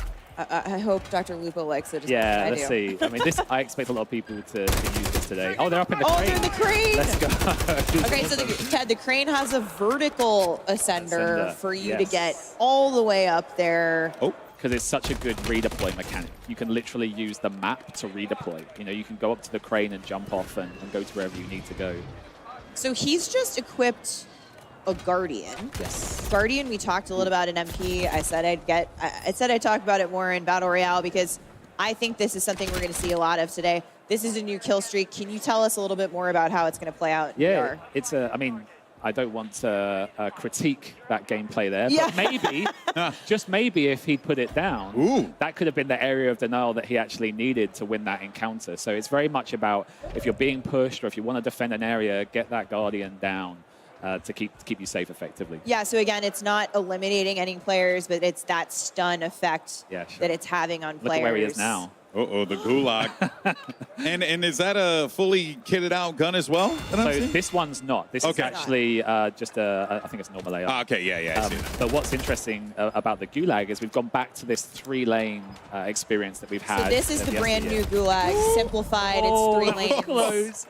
He'll be kicking himself But out. it's got a little treat in the middle there that we didn't see. We might see it later. Can you Yeah. tell us what we can expect? So with this gulag group today? of players, they are so good at this game. So we'll have to see if the gulag I lasts know. that length of time. But for anyone at home, in previous war zones, we've had a capture point, which was the overtime mechanic. But this time around, it's an ascender, and a rope drops down from above, and you can ascend and get out. So it's kind of like, you know, I'm a big pro wrestling guy, so it's kind of like escaping Hell in a Cell or something like that, right? That may have been some of the inspiration. Okay, I'm all about that, baby. That makes me very, very, very happy. But as we continue to see these players just like run around, they're being hunted by a currently, bounty. so we got a bounty up right now. Yeah. So what I love about the bounty that we've updated is when they complete the bounty, or should I say if they complete the bounty, they'll actually get 1 UAV ping, which is a new mechanic that we've added for the bounty this time around. Okay. And so this was a bounty that you brought back from Warzone originally. I didn't see if it was the big game bounty or Oh, the see, normal bounty. I was talking about Big Game Bounty. I That's a assumed good this segue. was Big Game Bounty. Can you talk to us a little bit about that contract, which is new? Yeah, the big game bounty was a fan favorite going back to the 3rd year of Warzone. And it's something that this group in particular, like the really high skill player, I don't know why they love it, because it effectively marks the highest killed player in the game. But it's great for content. It's got a great reward with the advanced UAV. So yeah, really happy. We want to be bring this back. recognized for our hard work in game. Oh, 100%. I mean, I'm never going to get marked, so I'm cool. Like, I love the contract. I'm Same safe. here. I'm good. safe. Yeah. I'm vibing, baby. It marks the player with the most kills. Most kills in the match, yeah. Oh, that's awesome. And if you complete it, you get that advanced The UAV. advanced UAV, which Yeah, is super which powerful, which is great awesome. for the end game. Yeah. Actually, now, as the game continues to play out here, and our competitors kind of get the lay of the land, I find it to be really refreshing for these players that, you know, they were just toiling around in Modern Warfare 2 maps, old Modern Warfare 2 maps, but now they're going into something fresh and new. Was that like an objective for you guys with this map, to make it feel just fresh, to make it feel like you're jumping into this with a new pair of eyes? So whenever we think about a map, you have to think about both the map and the gameplay. Like they're so intrinsically linked. So hopefully a little bit later on, we'll see some of the gameplay that we kind of hinted at. I saw the team beforehand hinted at the drivable train. Haven't yet seen if a team landed on that.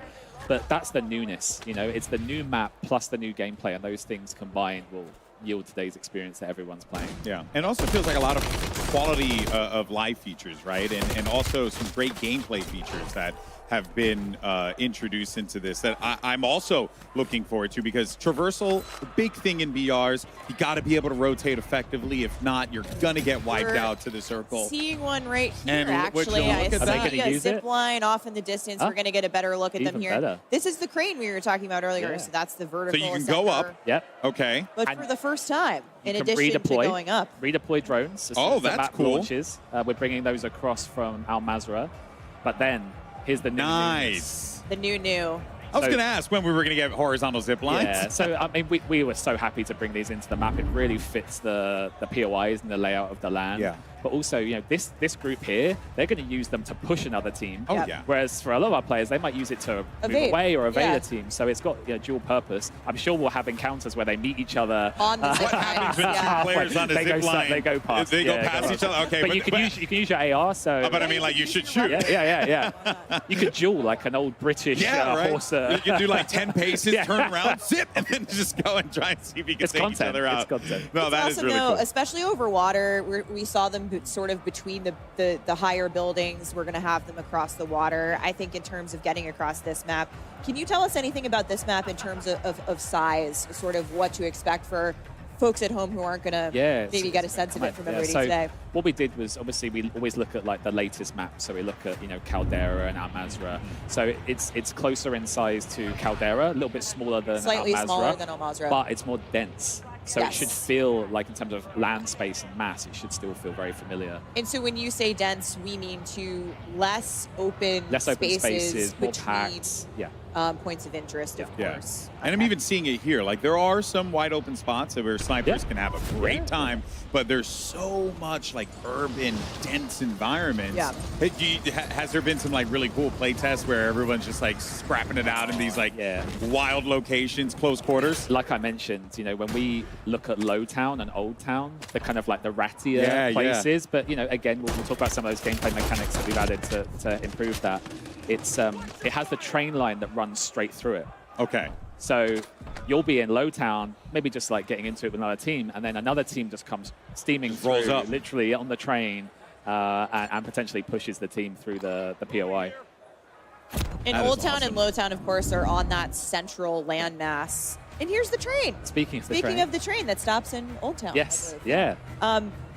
Ted, tell us about this. I feel like everybody downstairs is They saw the all over handbrake this. yesterday and were like, wait, what? There's a handbrake on the caboose? So if anyone at home doesn't know, the rear carriage is called a caboose. We've got the UAV tower, the buy station. On the train. On the UAV train. buy station on the train. And if you push the driver's carriage, you can go forward, backward, you can Nice. stop. But the nuance that these players will find out today is you're in the driver's carriage, you're driving, happy days, you know, you're the conductor.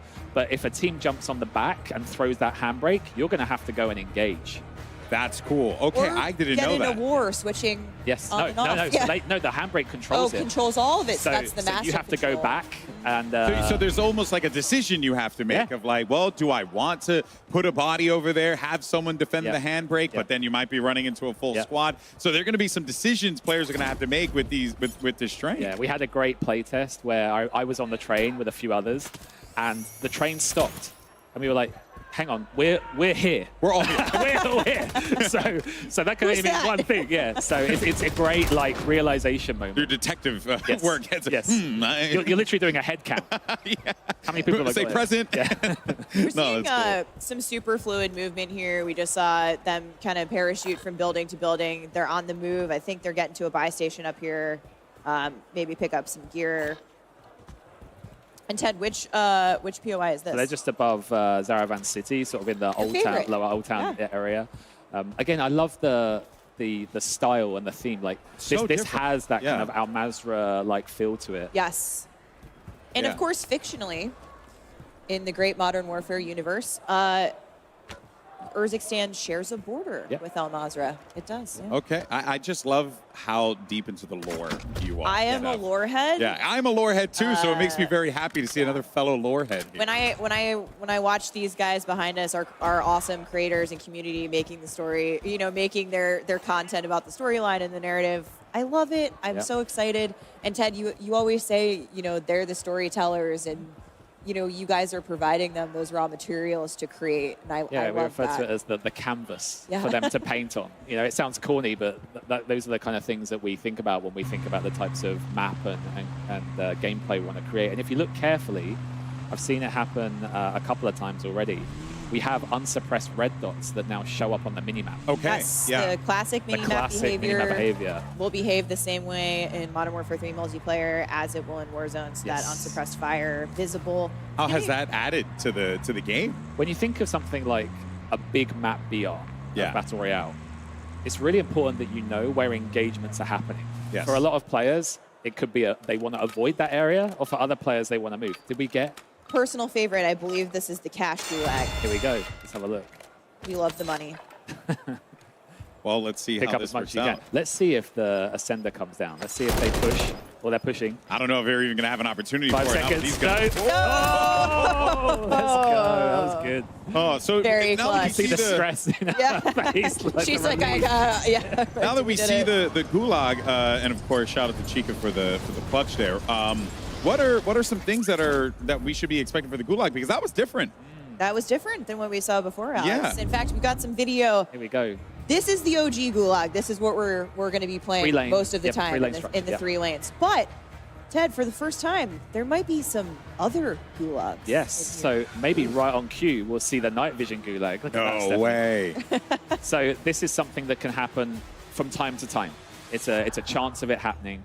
And we have several of these, and I almost don't want to spoil too much. You talked about the I cash actually one. like Yeah, we want to earlier wait on. to see. But like, and here's the ascender that we've already mentioned. That if you can get on it and you can get out, you can be shot on the way up. You can be shot from below. Like But you can also get off of it and make a play jump as off, well. Yeah, make a play. That's cool. Okay. We've seen some really interesting play tests of. I remember one of our designers shared a clip where the other player had jumped on the ascender. They also got on underneath, shot them on the way up, eliminated them, and then made it themselves. It's like a little Matrix moment there, you know? You're shooting and down. again, it goes back to the storytellers. Yeah. We want our players to tell the story here. Yeah, it's Call of Duty moments, right? And we'll wait to see, if we get some of those other gulags that we're talking about. But it's ultimately you bringing the, implementation of the public event into the gulag mechanic. We're showing them off here today. It may not be like that at launch because we're still obviously in the Warzone Alpha build, but we've got some exciting stuff planned. And our streamers are dialed in. They're there was a tone shift when we went into Warzone in the venue. They're you having could a feel good the time. tension where everyone's like, well, here's my opportunity to pop off They came here in to front compete. of the world, in front of their creators. And it is great that these creators, the passion and the time that they've put into Warzone, has to feel rewarding for you being a part of a team that has built this system. Yeah, right? I mean, at Raven, we have to cater to so many different player types. When you've got millions and millions and millions of people playing your game, you've got these creators who play 10 to 12 hours a day, 7 days a week. But equally, we know that we have people who jump on a Sunday with their buddies and just want to have some fun. So we always try and find that sweet spot of our mechanics, where something like the train, anyone can jump on the train and have a fun time with the train. Yeah. But equally, we've made changes, for example. Ooh, it's happening. Here we go. Oh, hit the Is this brake, off hit the the rip? brake. Here we go. Hit the brake. Oh. Okay, now I hope she turns around the brake. Oh, she's getting pushed from behind. Oh, we've got a lot of action. Oh no! Oh, I'm not sure that was a smart play. No, they were both getting off of it. okay. That was smart. That was smart. Yeah, Noisy Butters was like, guys, I'm out. Yeah, I'm out. Yeah, not worth it. Oh man, that is going to be a sweaty drop. Yeah, I mean, she was seconds away from pulling the brake there, and that would have just caused complete chaos for the map. And pretty soon here, we're going to have probably a winner of our first match. So hopefully we get the news. I mean, they've come here to win. Right? Yeah, we're jumping around between streams today, and hope you guys are obviously checking out your favorite creator streams here at COD Next. Really, really cool stuff. What else? Should we be looking forward to here, right? Because I know, you guys are doing some creative things with, the contracts and different things like that to really get people in the game to move around, interact a bit more, cause some more chaos. Yeah, I mean, yesterday, we started talking about some of our quality of life improvements. Yes. And I think one of the biggest cheers we got from this group was that we brought pistols underwater. So if you're swimming underwater, you will always have a pistol. Nice. And I did not expect that to be the biggest cheer, but it shows the love that this group and I think our wider community, it's reflective of them too, have for those small detail touches that just improve the gameplay loop as a whole. Yeah, quality of life's definitely been top of mind. Building this map out, it's as you said, it's something that Raven thinks about. Building Warzone from the ground up, and a lot of those quality of life changes that we've even made in the live game in the last year. Yeah. Expect them. Carrying them forward. So everything that you've played and seen, we've made over 100 quality of life improvements to the Warzone of this year. Everything carries into the Warzone of the year ahead of us. So yeah. And also, left behind. you guys also with some of the movement as well, right? Because I'm noticing the slides are going a little far. Yes. Right. Yes. Yeah. Across the board, anywhere where we could just tighten it up, and again, working with Sledgehammer, we've taken that opportunity. Yeah, I actually want to talk about that because I said earlier that, Warzone shares the same foundation, that foundational gameplay with Modern Warfare 3, so movement mechanics, all of those things. But you've put your own, touch on specific things tuned a little bit more specifically for BR. Do you want to talk to us a little bit about, how some of those perks might work a little bit differently in Warzone specifically versus MP? Yeah. So on the Warzone side, we felt that this time around was an opportunity to have some unique perks only for Warzone. Because again, it's a big map. We have different player styles, different motivations. So different experience too. My personal favorite is Combat Scout. Okay. Now, I'm adding that because I like it. Okay. That is very much a perk. I also like it. I am not going to go on the internet for several hours after this. That's the beauty of perks. Is like the perk there should be variety. There should not be an optimized path. It should be that when you jump into the game, you don't know. You're going to be surprised when people have equipped. I expect some of this group will probably equip Shrouded, which is that when you get downed, you will automatically drop a smoke grenade. That adds a really new dimension to it. And then equally, I think another one will be Resolute, which is when you get shot and you take a hit, you move faster to get out of dodge. So. Oh, that's cool. So good opportunities for, especially for like field, like a wide open field traversal, get shot, get a speed boost, get down, potentially a smoke comes down, your teammate can back you up. There you go. That's really the cool. kind of variety that we're looking for. Yeah, well, I will definitely run with the smoke bomb one because I know that is going to be me. I'll run the evasion burp. You'll run the evasion one. Drop some duos. It'll be There's going to be some super interesting mixes. Yeah, that's really cool, and it's almost like giving the character, giving the players, like as it's been said time and time again, right, that freedom of choice to be able to get really clever with like how you want to approach that, and it feels like play style. Tune that play style. Feels like player agency. We want the stories, etc. Yeah, and we're back in the gulag again. I see some tactical crouching. Okay. Preparing for battle. Will we see the long-rumored Ascender? The mythical. It's going to be a myth by the end. No one's going to believe us that it is actually an Ascender. Got a Molotov out. Players are but too she's good. picking up that cash, so this is the cash gulag. But we're waiting to see. Here we go. 1 second. The ropes come down. Grab it. Oh, she baited them. Oh, well played. Well played. Baited. The smile. Yeah, she baited them really good.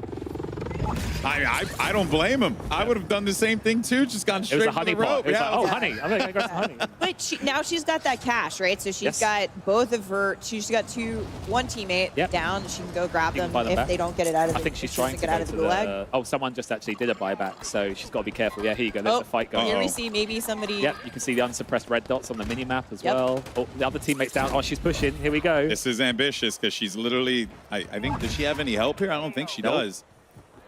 They're both in the gulag. Yeah, the gulag of life. Yeah. Big dive to get out of there. Can she make a run to that buy station? Nikari doing the hard carry here. Butters is back. She's just redeployed. Yeah. Very well played. That dive, I've been loving that we have the options of diving and sliding, you know? Yes. You can do some really funny things with the dive. I love it. There's just ground loot. And in fact, maybe we can actually quickly talk about ground loot. Yeah. We've brought back weapon rarity. Okay. Yes, we will see colored loot. You just saw it right there. Like she picked up the blue AR. It's one of those things that when you think about the looting gameplay, you need to be able to quickly see like what's that weapon, what's this item, etc. So even from a custom loadout perspective, you know, it's got that pink/magenta tooltip, that card that you can see. I think they ended up losing both of their teammates there. Hate to see it, but. So Ted, what are some of the things that we can expect to kind of stay the same here? Like I see buy stations, redeployable buy stations. Are they coming back? Yes, they'll be there day one. We really see this as a continuation of the current Warzone, and then just leveled up, polished, all new movement, etc. on top. Got it.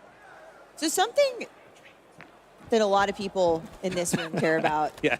That we worked super hard on in current Warzone and we think is awesome is the good old Champions Quest. Oh, the Champions Quest. We've had some amazing moments in the last year since we introduced it, and it's been really fun for a lot of people. But we want to open that up a little bit.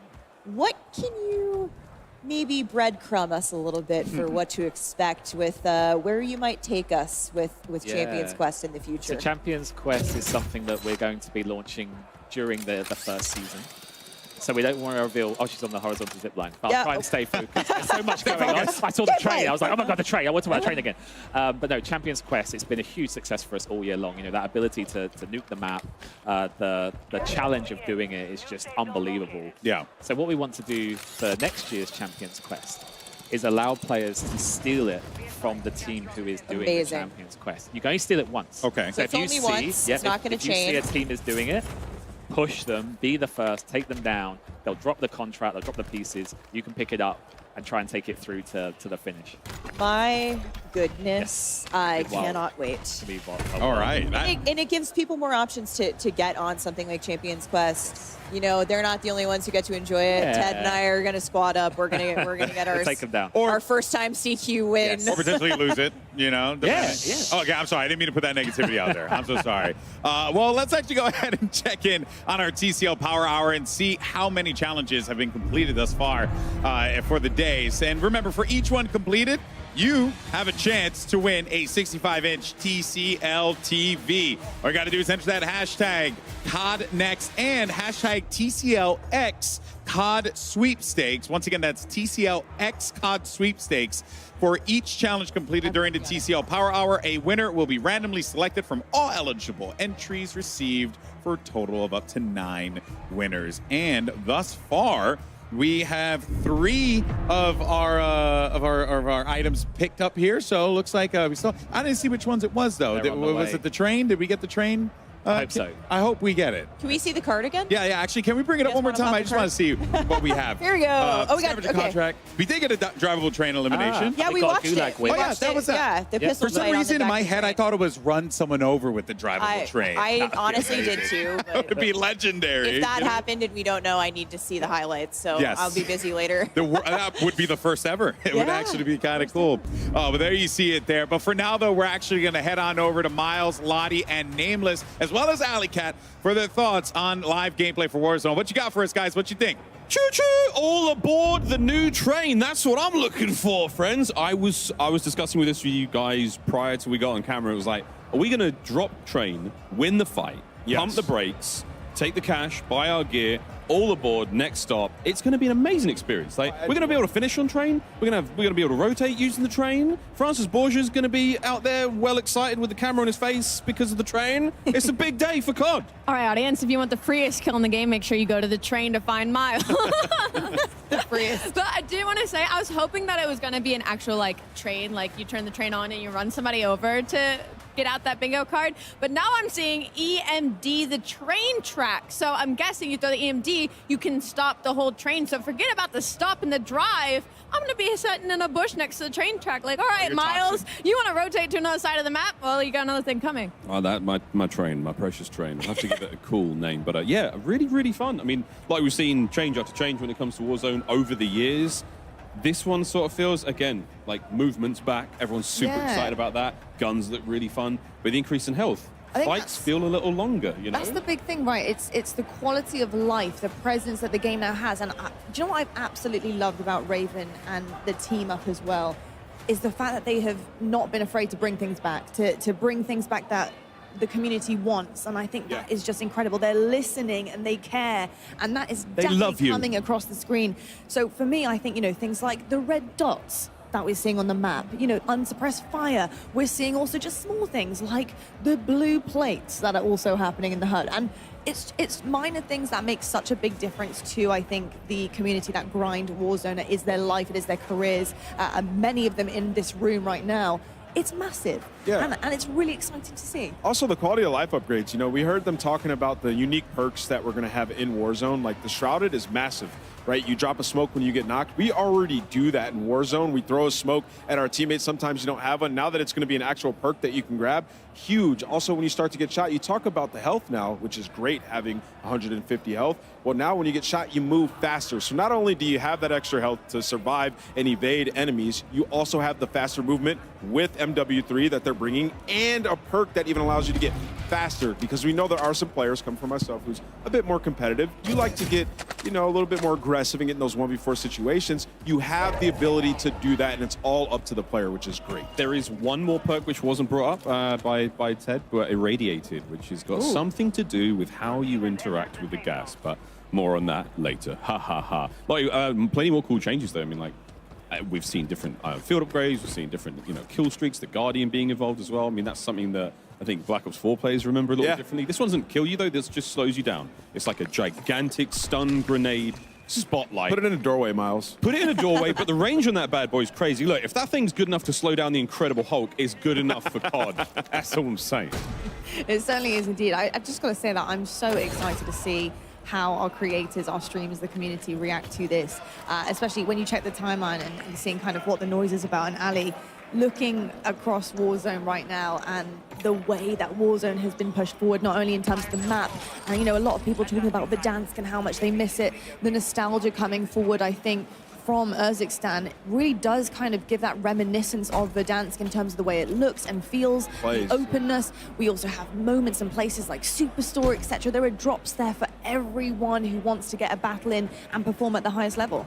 Yeah, and I think something that's crazy about Warzone specifically is the fact that, like, it's only been a couple of years it's been around, right? And I feel like it's continuously just getting better and small changes are being made for quality of life. And like you said, this does feel very reminiscent of Verdansk, but it has all the great changes like the guns, the blue guns on the ground. And we just saw a UI change, like the gas mask actually being on your face the entire time and you can see it on your screen.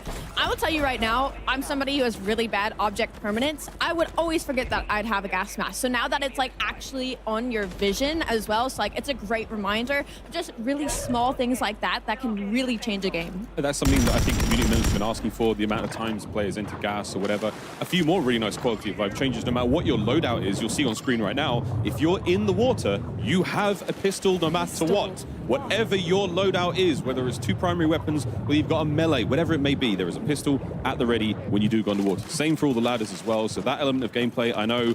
Dude, the first time I had a circle out in the ocean in Al Mazrah, I dropped like a 12 kill spree because no one could get close. I was running around with a gulag pistol and it really worked. That is not the case anymore. Awesome quality of life change, whether it's gas masks or it's pistols. We're really just starting to learn our way around this place, and Sledge and the crew at Raven, great job in bringing all that to life. And you know what? You talked about the gulag there. The gulag looks great. Oh, right? My God. I'm a big fan of, I know everybody likes different gulags that we've had throughout the years, but I'm a big fan of, like, let's just get into a gunfight. I see 2 walls in the middle. Let's just get into the gunfight, and better man gets out of the gulag. And we also see that they have the rope, the ascender, where you can just jump on the rope and get on out. A couple different strategies you could employ. Wait for the person to hop in the ascender and just shoot him as he tries to escape. But yeah, man, Warzone this year, it looks phenomenal. It feels like the answer to the call of the community. Everybody's just been wanting faster movement, some of these new perks and being able to play it your own way. And I think a lot of the creators in here are having a blast getting into this new map. It's just really fun as well to see different variants of the gulag, whether it's night operation one where, you come in with an MVG, not that it's going to be that common.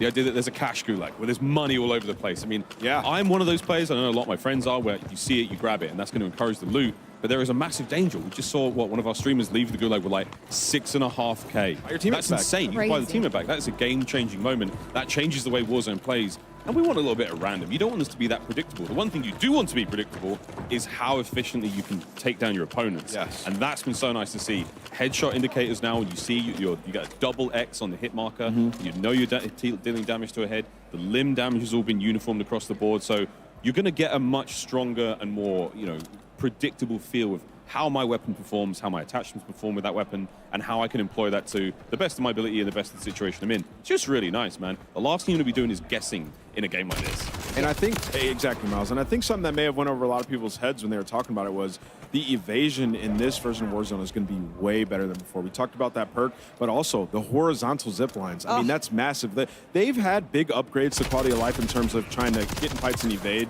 over the last years. Like we had the PRD where you can go up and redeploy yourself and fly away. I think all those things are going to be coming back, but now you also have the ability to hop in these horizontal zip lines that they've placed throughout the map. So, if you get into a fight that maybe is pretty far out of the circle, you can take your time, finish that fight, and then strategically use those zip lines to get back towards circles. So I think that that's something, it just piqued my interest in the way that I like to play the game. You're talking about evasion as well, and for me, going back to small things like the gas mask, you can now put the gas mask on, toggle it, with tear gas. I mean, there's ways to make sure that you can survive. The survivability is so big. No more wafting in front of the face. The gas mask will go on and you are able to evade enemies and try and counter things that are coming away, because that's all that Warzone's about, right? It's being aggressive, but also countering pushes that are happening from left, right, and center. I think a big point is like the controlled chaos in Warzone. That was something that always really stood out to me, is like, it's really chaotic. You don't know where the gas is gonna be, where you land changes a lot of the time. The loot that's on the ground is, pretty different most of the time. It's very unpredictable in that sense, but there's those predictabilities of having a horizontal zip line now, like knowing about the rotations. It's those little small things that you can control. And something I really enjoy is the fact that I feel like obviously most people's goal early game is to get your loadout drop, right? But again, with the amount of loot, I feel like there's a lot more loot on the ground as we've been watching gameplay. But again, the gun quality of life, the attachments and stuff, maybe not try prioritizing the loadout so much as getting to a certain stronghold or getting somewhere else on the map. We're seeing Swag here with the MCR, and that's a single attachment on the weapon, and he's looking fantastic with that thing already. A lot of players have been talking about this. We saw Shartsy, there was a clip on Twitter not too long ago, or X.com, whatever it's called these days, talking about how auto-aim feels like it's been slightly reduced in this game. It feels a little harder at certain ranges to land very, very accurate shots. That's really nice, man. I mean, that changes the way the game plays. More health, harder to shoot. The better you are, the better you're going to play, essentially. Yeah, and you add that with that movement, I mean, there's going to be a decent skill gap, obviously, right? And I think that's phenomenal. And like you said, we're watching Swag here. These are the guys that we're going to be learning from. You know, these creators that are in here figuring things out, what's going to be the meta, what people are using. And right now, he's rocking that MCR, and he is beaming. You said he only has one attachment on here. Going to get knocked, but, I mean, that thing is a laser. I mean, he was beaming, though. He was beaming indeed. And you see him get knocked down and potentially might do here as well. No, he does manage to get his teammates. He's going to be in the gulag. But I will say, when you are down, you do also have extra health now as well. There has not only just been health added into in general, but when you are knocked down, there is that, again, survivability. Your teammates can make plays around you. Well, stop thirsting. Yeah, stop. There's I mean, everyone needs a drink out there in Al Mazrah, but still gonna do it. So very, very thirsty. Out here in Kazakhstan, it's a little different. We got a fun one, though. This is Optic Blake going up against Swag in the gulag. Who you got? I got Blake. I got Swag. Come on, Blake. I think I got Blake. Come on, Blake. Yes, going to send out. If it was a sniper, I'd pick Blake. That's my boy! There it is. That's my boy! Can't ever doubt Blake. Come on. He had to deal 10 bullets, deal 250 damage there. So you're seeing like the full plates when it comes to, you know, like the amount of health and lot. As you said, when you go down, I had the pleasure of downing an opponent in Warzone. I took a sniper rifle to the head. They didn't, I couldn't thirst them quickly enough. Yeah. So, I mean, this is just going to change the way the game plays. I would love to see any, I mean, this is something that more folks out there are going to know, how throwing knives impact. Because we saw that was the absolute way to play Warzone. Really was the down meta. players, throwing knife out. Immediately recover that bad boy, get out and get on to the next Hope it's still target. a one-tap, man. I need it to be a one-tap. Why? No. I like that. You know, that's just not running fun. around, and I'm out. Yeah, we're seeing different areas of the map. You know, they talked about, I think it was Old and Newtown, I think is what it was called. They look It's a night absolutely vision gulag. fantastic. Going dog. It's a night. He's out. Oh, ciao, peace. He's gone. That was incredible. That is a solo YOLO champion. That man knows pressure is nothing. Look at that. How fun was that? Dude, the night vision looks good. Low Town. My boy was out there. All sorts of good fun happening here. And again, look how dense the map is. That is a ton of buildings, though. I mean, you know what I did see, though? Even in the largest of buildings, not a huge amount of stairwells. That was a real pain point for many, many players. Between the horizontal, vertical zip lines, redeployment balloons, you name it. There are so many ways to traverse this colossal landscape. And you know what else I see, Miles? I see a lot of rooftops. I see a lot of rooftops for those snipers. So even though that like there are denser areas, which might make it slightly more difficult, there's still plenty of opportunities for those crazy clips. But you know what, Allie? I can just take one of those cranes and I can fly right down to the rooftop. Seems like they have a decent amount of those placed around the map as well. We saw one on this screen right behind them. And, you know, obviously rooftops, there's some campers who like to sit up there, but there's ways that you can get up there and take them out now pretty nicely. Yeah, and the drones as well. You can also get a drone in the sky and literally take the line right up there and try and get on a rooftop or try and counter a little bit yourself or fly away and evade, which is probably what I would be doing.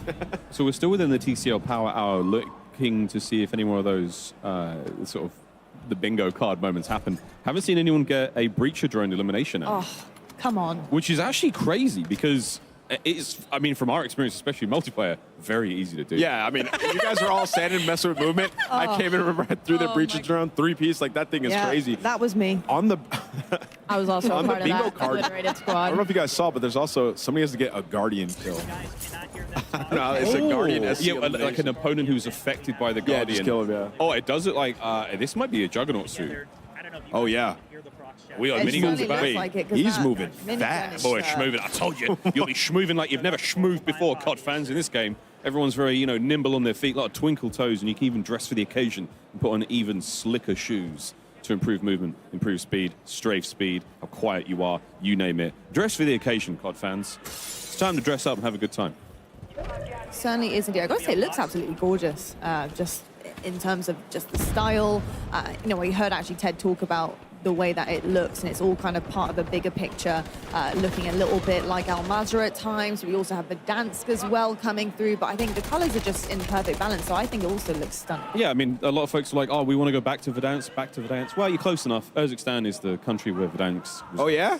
Yeah, man. You're a Are we lawhead back? too. Yeah, we're back. We're totally back. You're a lawhead as well, aren't you? I really am. Like, I read all the signs. I mean, I read the bits of paper. I love all this. I really do, mate. You know what else is interesting? Obviously, like the perks are named a little bit different in this game. How you have your gear and your vest. Zipline. You're going to be able to find the boots in Warzone, obviously, as well. And that is going to shake things up, right? Because that prolonged slide, obviously, in the multiplayer and the arena gameplay is going to be different. But in Warzone, I mean, you have a lot of different like areas that you have to traverse where that slide could come into play. So I think that that's going to be really interesting when these guys get their hands on it. As well as the climbing boots. We haven't actually seen too much of that, but what that does essentially is it speeds up your mantle ability, and you really do move crazy. I mean, Peter Parker will be climbing the side of some of those buildings and terrify you, Ali. I share the same last name as him. Does that mean I am also Spider-Man? Ever been bit by a spider? Possibly. Well, Maybe you might. I think we would know by now, Ali. I also, okay, beyond that, I wanted to point out the fact that who we were watching, they just did that play that we were talking about earlier, using the zip line to push a team while another one kind of like just looks over the rest of the teammates making that push. So, nice. Yeah, it's incredible. Very nice indeed. Well, that's a nice taste of Warzone. I mean, it's been very cool, very, very exciting. But that's going to be it for the Fireside Chat for now. It's back over to the desk, the Golden Boy, Stephanie. Thank you so much for that. And yeah, always great to hear, you know, the greatest minds in Call of Duty esports talking about a brand new Call of Duty game. What a time to be alive, of course, here. But yeah, and there's still so much more to talk about with Warzone stuff. So much. We've got so much going on. We finally saw Night Vision Gulag. We got an Ascender overtime win. It was the moment that Ted and I have been waiting for. We've been waiting to see this thing in action. And you guys are calling it, man. The whole time you're like, this has to happen. Yeah. This has to happen. I had my bingo card at the ready. I'm ready to go.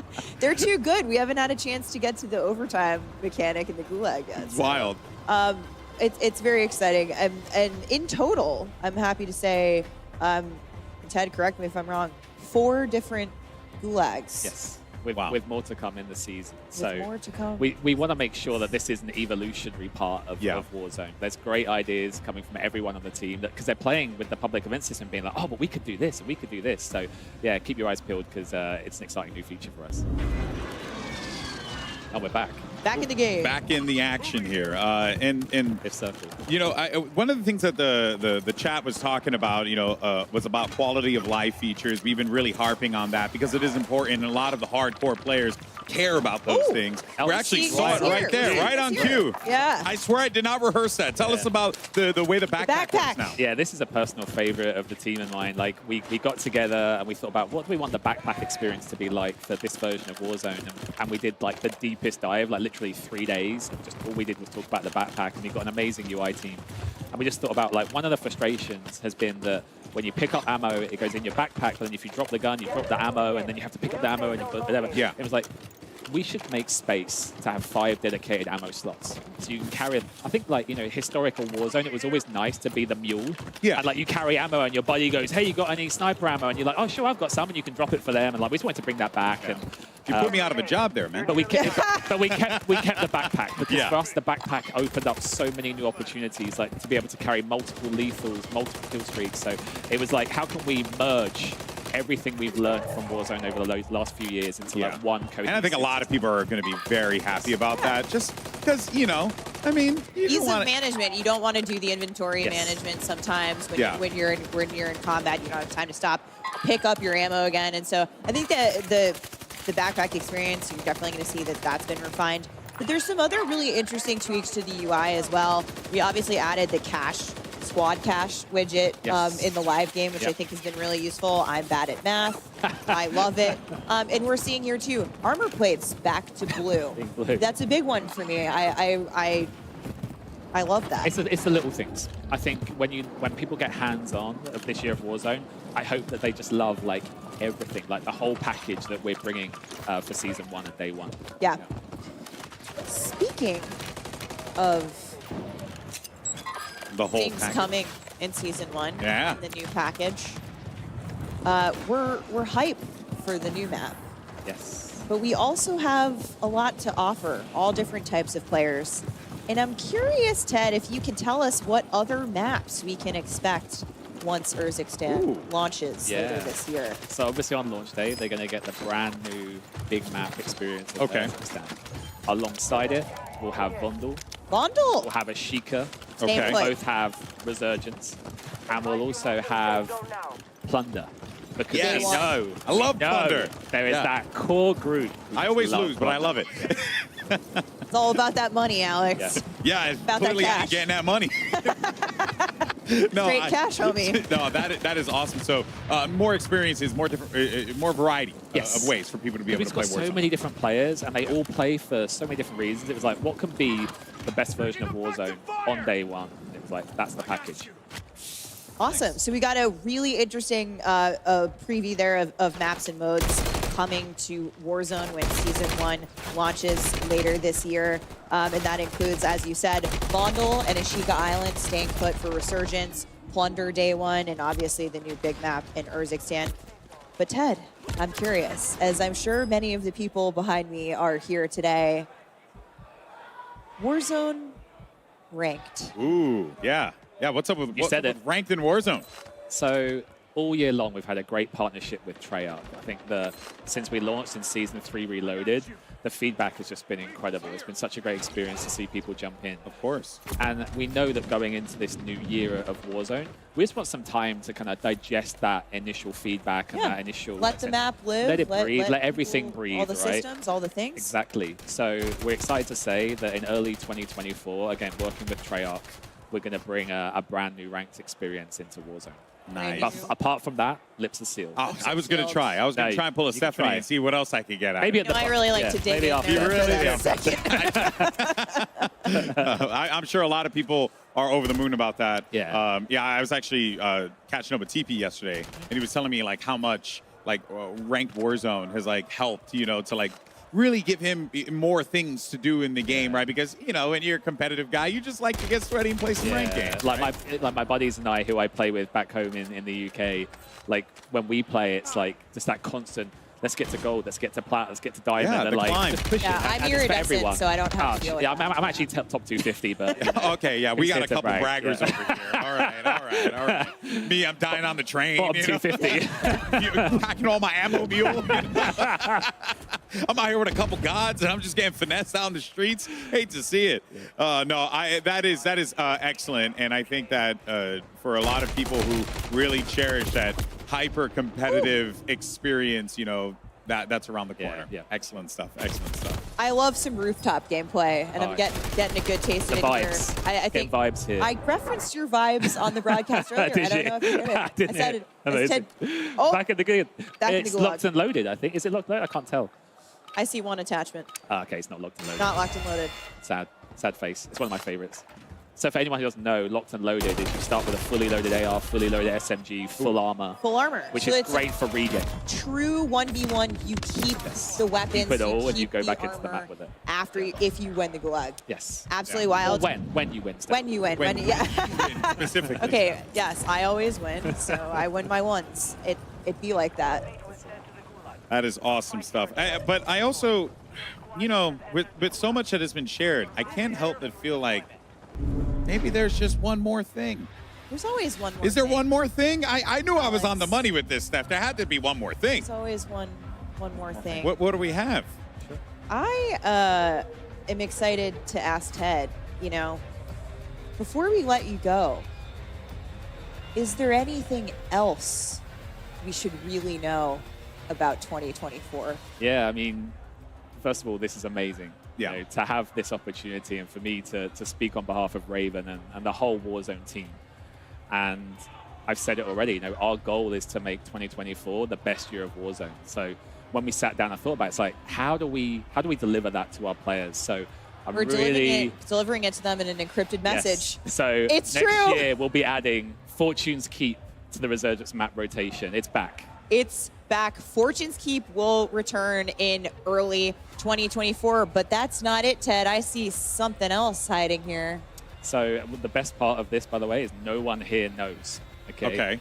So after the one more thing, if that wasn't enough, we have Rebirth Island. Wow. To satisfy a Rebirth dedicated community. Island back in Call of Duty in the Resurgence rotation, coming later after Fortune's Keep, later in the year, so in early 2024. Early next year, we'll have Fortune's Keep.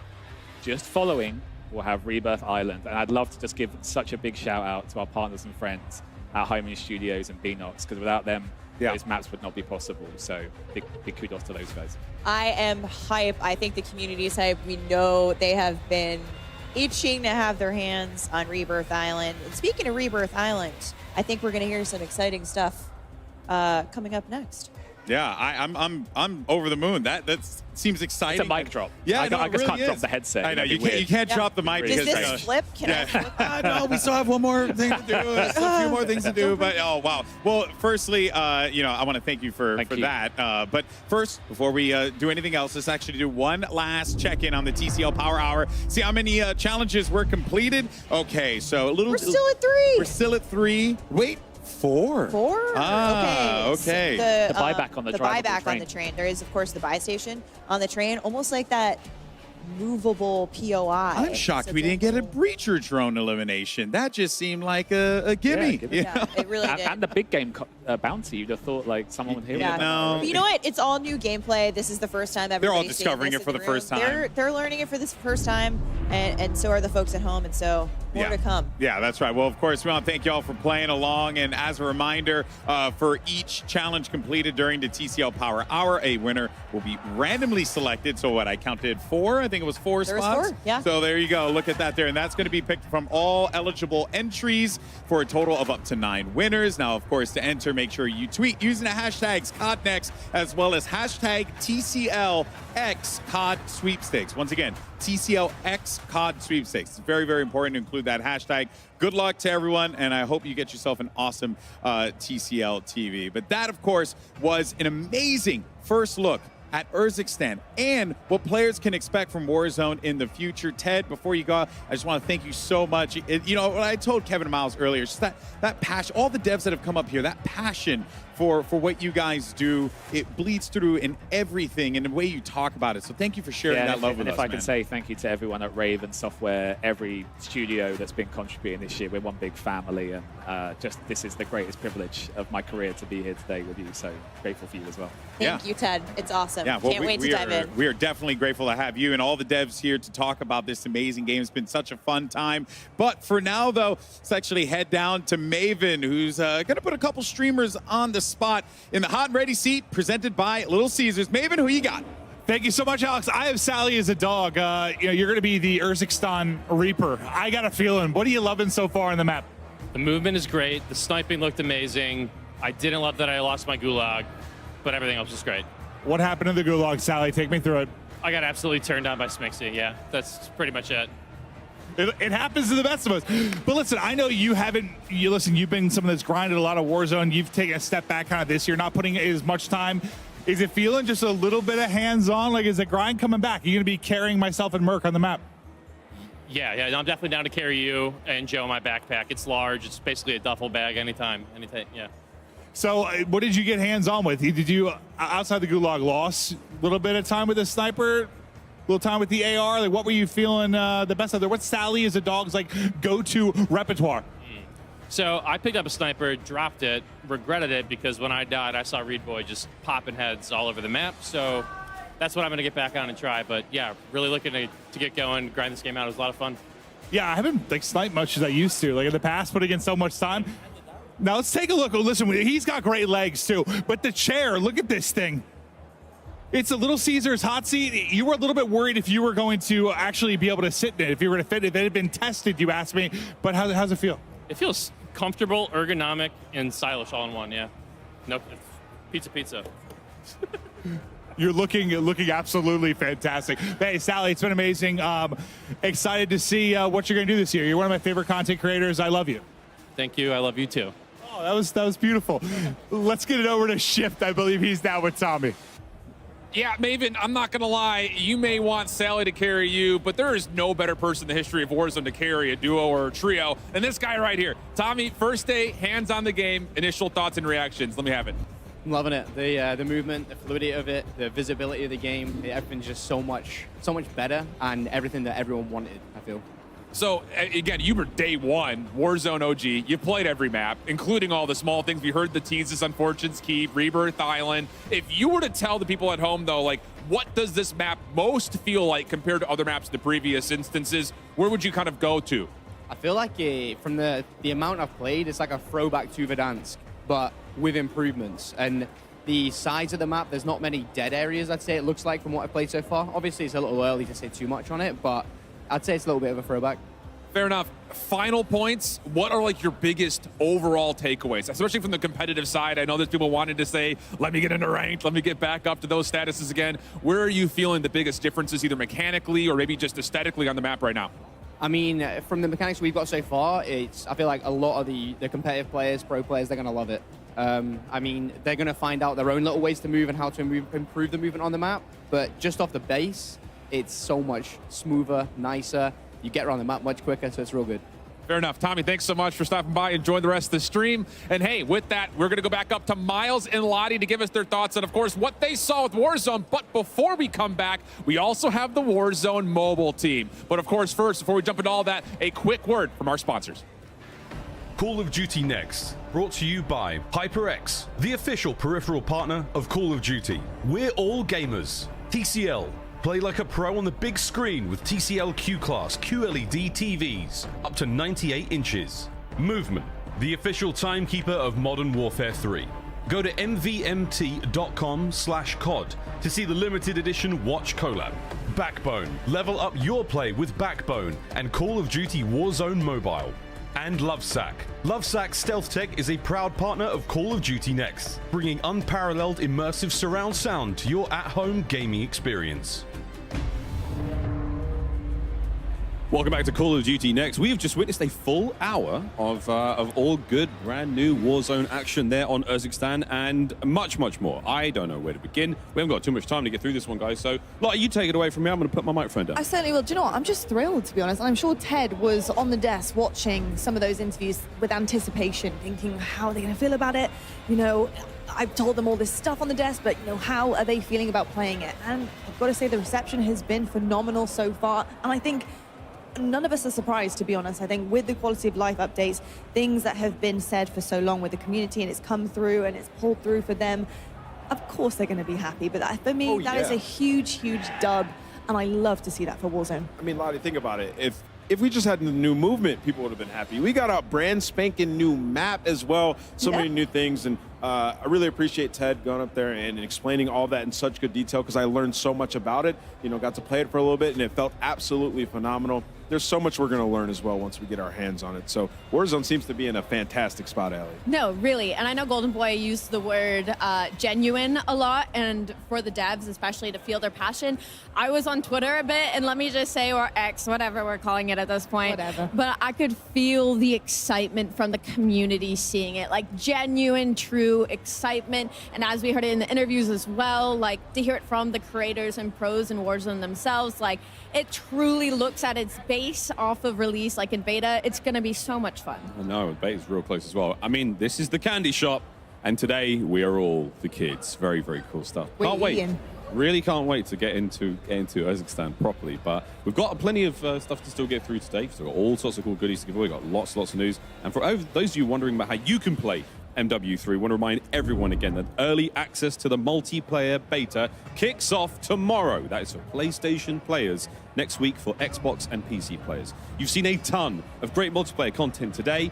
Play that and more over the next week. We've got tons of maps, all sorts of goodies. Get involved. It's going to be an absolute blast. Don't forget to check out the Call of Duty blog for more details. Tons of details to make sure you're listening up to, including the fact that you guys can purchase and pick up Modern Warfare 3 at GameStop and participating international retailers on November 10th to get a GameStop exclusive collectible steelbook while supplies last. See GameStop and participating international retail web pages for promotional offer details. Woo! Well, we also wanted to mention once again the awesome partnerships between Call of Duty and the Hundreds. If you haven't already seen this, Very, very cool collaboration here. Hundreds, they've taken, I mean, look, some of the coolest icons throughout Call of Duty. Ghost is in there now. This is a limited edition collab between Hundreds, and you have a chance to win one of these. There are 50 sets available. Follow at Call of Duty on X/Twitter. Tweet hashtag CODNext and hashtag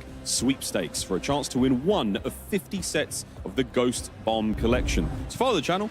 Tweet the hashtags for a chance to win a set of this awesome lineup. I've been downstairs, I've touched them all, and they're all a delight. They are looking absolutely incredible. I can see some of you guys running those. They are fresh, to say the least. I don't know. I need to try and talk to some people at the back, use some of my contacts here, because I want to get my hands on that as well. But I've got to say, the day of Call of Duty action, it does not stop here with Call of Duty Next. Immediately following Next will be Code Bowl for you. Have it, presented by USAA. Join top Call of Duty streamers and military esports teams as they compete for the coveted Code Bowl trophy. 100% of the net proceeds from the tournament will go towards placing more veterans into high-quality jobs. RAF going back-to-back? I hope so, ladies and gentlemen. First, though, a quick word from our sponsors. And after that, we send it back down to the desk one more time, this time to Beef Mummy with a very special guest from the Warzone mobile team to give us an update on all things that have been going on with the Warzone mobile world, as well as a very special announcement before we get to kick off that mobile gameplay. Stay with us. We'll be back. Call of Duty Next, brought to you by Little Caesars, a proud partner of Call of Duty Next and Modern Warfare 3. NVIDIA GeForce. Level up your Modern Warfare 3 PC experience with performance multiplying DLSS 3 and latency reducing reflex. Herman Miller Embody gaming chairs are being used at today's event. Check out Herman Miller Gaming's entire portfolio of products at hermanmiller.com/gaming. And Elgato, a proud partner of Call of Duty Next. Hello, you beautiful gamers. Welcome back to Call of Duty Next. There's a lot of screaming and passion here in the studio, but let's revert back to where we actually started in the first place. 4 years ago, Call of Duty Mobile hit the scene and gave us the first taste of what the Call of Duty experience could look and feel like on a mobile device. To celebrate this anniversary, here is a look back at some highlights from the past 4 years.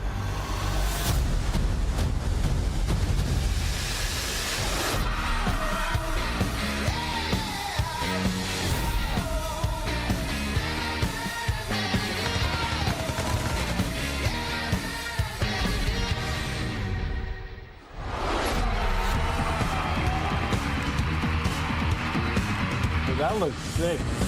Yo, that thing's crazy. I can't believe this skin. On a mobile game?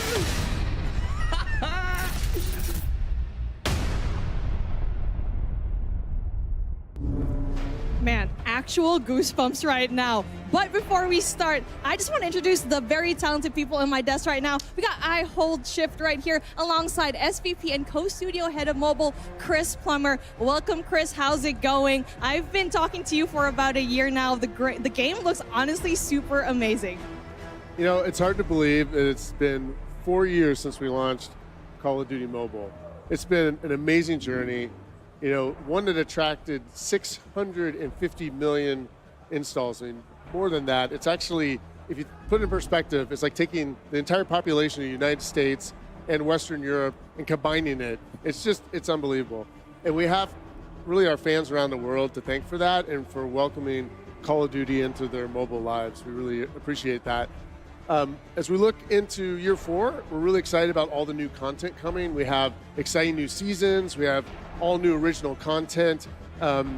And really it's going to be exciting to see how players engage with that and we really cement Call of Duty Mobile as always being an important part of the franchise and really cementing it into the future.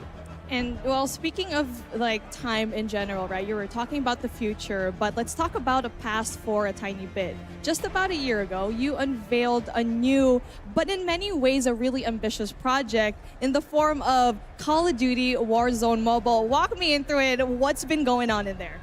So Call of Duty Warzone Mobile, it's now in limited release in some select markets. And it's really been exciting to see our early adopters get their hands on some of the things we talked about last year, but now proving it out. We're talking about shared progression, cross progression, shared battle pass, with the console and PC titles. You can get all of that on Call of Duty Mobile now, or Call of Duty Warzone Mobile, and we've been doing it now since the release of Modern Warfare 2. So it's been really exciting to see that cross progression playing out in the wild.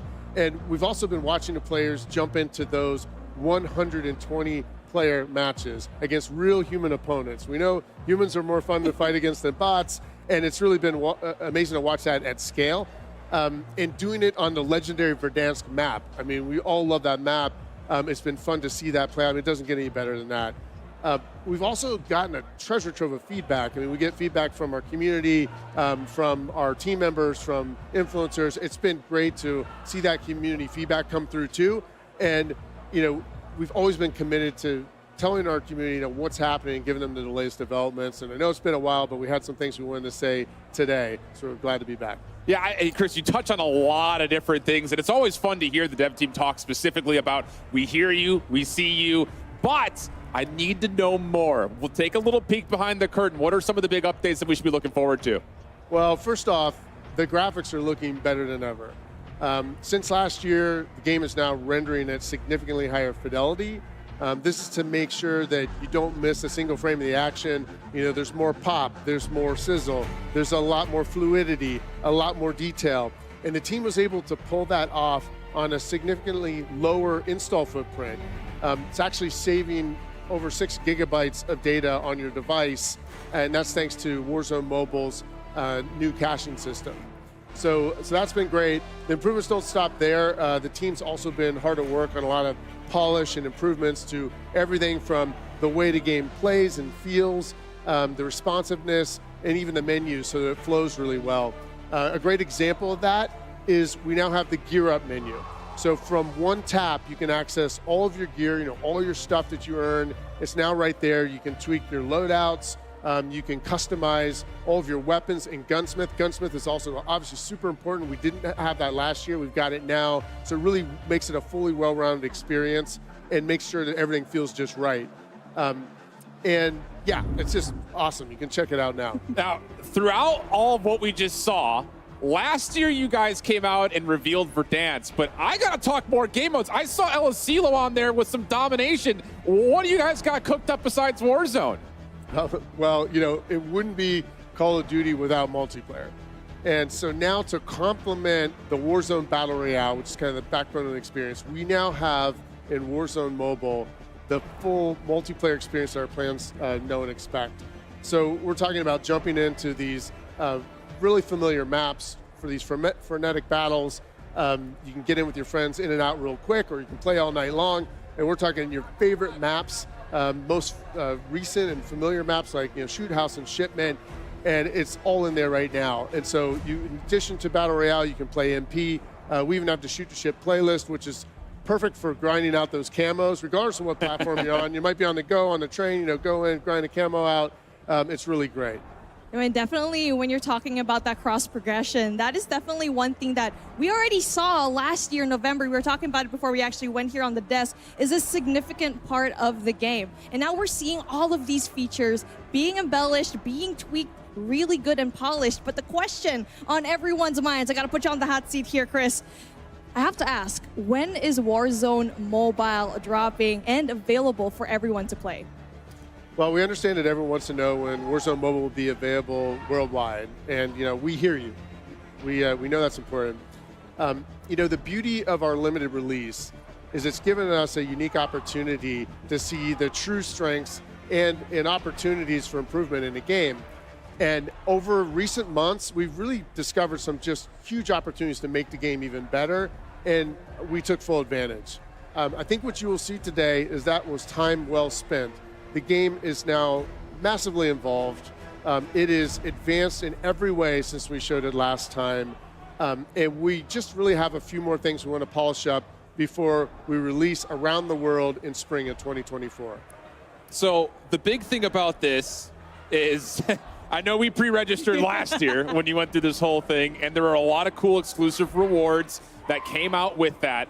But the window's still open. People can still register today. Oh, absolutely. You can still pre-register and pre-order on Google Play and Apple App Stores. If you do that, it helps unlock for the community some exclusive pre-reg rewards. which is awesome. So if you have not pre-ordered yet, get out your phone. You should do it right now. You see the code on the screen. It's free. You got to get in on it because it's been like such a huge reaction. When we first announced our pre-order this event last year, we were the fastest Activision, Blizzard, or King game to get to 15 million pre-registrations. Super excited. But then tens of millions more players piled in. And believe it or not, the audience has now gotten to this like mind-shattering 45 million pre-registrations. So you got to join the 45 million if you're not in it yet and pre-register for free. And I just want to say, like, on behalf of Beanox, Digital Legends, Activision Shanghai Studio, and Solid State Studios, the entire development team working on this game finds it so motivating to see those pre-order numbers. We want you guys to pile in. It's so motivating for us, and we're just so appreciative, and we thank you all for the feedback and the patience as we approach that worldwide release announcement. Well, Chris, we have to give you a massive thank you for coming on and kind of just giving us the front-loaded side of everything. But I know that's not it. The theme of the day has been there's always one more thing, or at least one more thing. Anything else kind of close and dear to your heart that you want to share with us today? As a matter of fact, there's something that we want to disclose today. Yeah, I mean, what's awesome about Call of Duty Warzone Mobile is we really want to have this full experience, and now we have something that's a huge new addition to the offering that's combined sort of the best elements of Warzone Battle Royale with your favorite NP matches and kind of puts those together in one like amazing combined experience. It's something that's actually really familiar to fans of the franchise. You might even heard a tease about this from the Warzone section earlier today, but we are really excited to bring it to Call of Duty Warzone Mobile now. And so what we'll do is we'll give you a sneak peek of that, and then we'll get in for some hands-on frenetic gameplay action. So we'll take it away.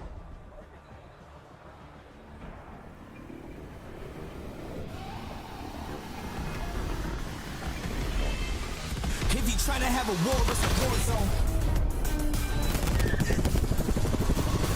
Never take a loss, it's a lesson, I got more to go. I had it when I'm on, I got you scared straight. If I'm never not out, it's a red line, no way. How you moving here with a clear face? If you try to have a war, it's a war zone. Gatekeepers always trying to keep the door closed. Bleed on my own trust.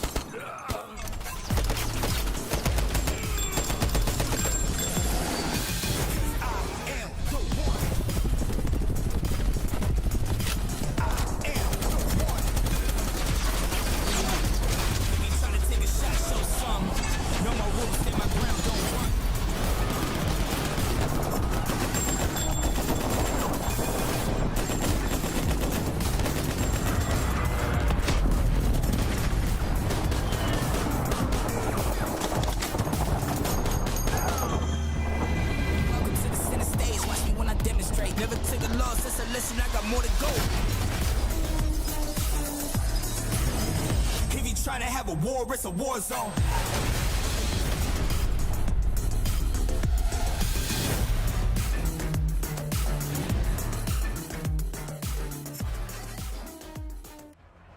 We can't wait to drop in on Rebirth Island, but joining us now are some of the incredible minds behind Call of Duty Warzone Mobile. Welcome Beatriz Gonzalez from Digital Legends and Tom Hess from Solid State Studios. Thank you both for being here. I know it has been a long journey for you guys, but I just want to start with you, Tom.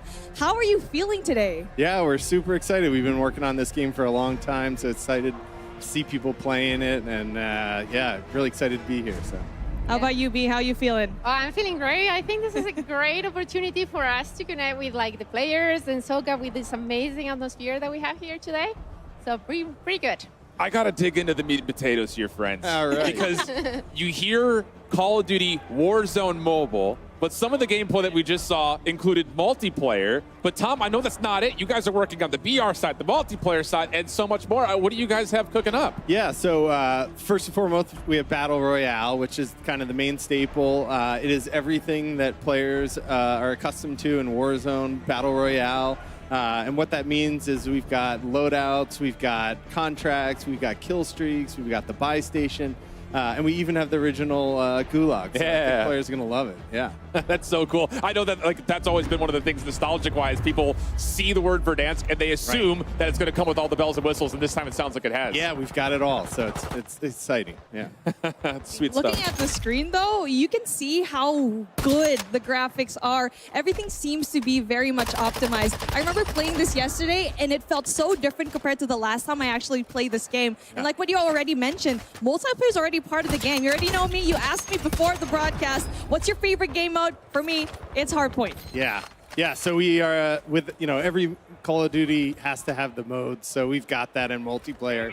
We've got Team Deathmatch, we've got Kill Confirmed, we've got Hardpoint, we got Search and Destroy, and we got Domination. And then, we're going to be coming out with new modes over time that I think players are going to love. So tell me a little bit more here, because I know that there's so much bundled into all of this. Yeah. But again, I feel like we're approaching this as not a mobile game, but there's Mobile Royale as well that you were talking about Yeah, before. we're really excited about that. That is a game unique to mobile players. It is for players that want a shorter session or are on the go, but still offers everything that makes Battle Royale great. So you get all the same features and mechanics from Battle Royale, but it's just at a little quicker pace, meant for mobile players that we think is going to be really exciting for that audience. You already mentioned it a while ago that, yes, we have so many new things, new modes here in Warzone Mobile, but Christian actually mentioned it, and we saw the trailer for it. We saw Rebirth being played a while ago, so how is that going to be like? Yeah, we're excited today to announce that we're going to have Resurgence mode in Rebirth. It's like the perfect mix of multiplayer and Battle Royale that is 100% unique to Call of Duty. Players are already playing it right now, and we're excited to reveal that. So. A lot of new things happening here, and one of my personal favorites here in COD, uniquely, is definitely the loadouts for all those different game modes. Can you tell me more about what features like Gunsmith will look like for mobile players? Yeah, we have it all. We have it all. So Gunsmith, you're able to unlock all the attachments you can in mainline. You can get do the camo grinding, unlock the camo. You can get the stickers. You can get all the different things to make it your own, customize it to your type of gameplay, and just go out there and have a great time with any weapon you want. So. And on top of that, the 120 real players that was touched upon, that's not just like we hope to have 120 real players. That's already happening with the limited release. 120 players, yeah, it's great. It's a ton of fun. The players have already been telling us they know when they take someone down that was a real player, Yeah. And so we think a win means so much more when you do it that way. So we're excited about 120 players.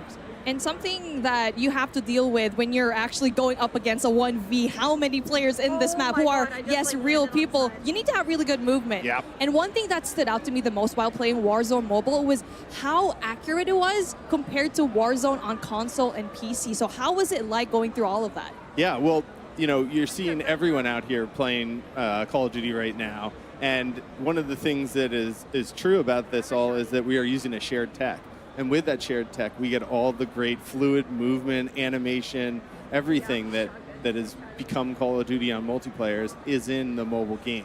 So right now, when you launch Call of Duty Mobile, you're going to see some of the greatest animations and movements throughout the map. So we're excited about that feature. And I want to say, when we were looking through some of the gameplay, I saw a couple of vehicles smoking. So it's not just movement on the ground with boots. You guys added a whole couple of vehicle physics as well. Yeah, we've taken vehicles to the next level. You can, take out the tires in a vehicle and disable it and then go in for the kill. Or if you just want to take out the vehicle itself and take out everyone in it, you can do that too. So it's up to you.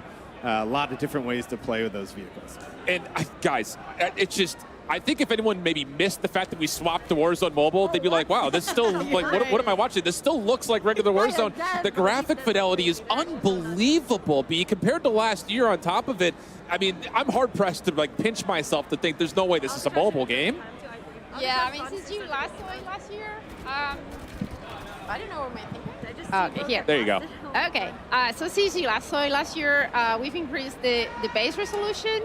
So what you hear is a lot more sharper, and the version that these guys are playing here is a whole new map version. So we've increased the texture quality. We've done a whole relighting pass. We have reflection pros is a lot of work that's gone into what you're seeing here on your screen. So the team's done an amazing job. And there is another key thing here that contributes to this beautiful image that you're seeing, which is that the engine will scale a bit dynamically, the fidelity, the core usage, a ton of things, so you can have like a better balance between graphics and performance and battery.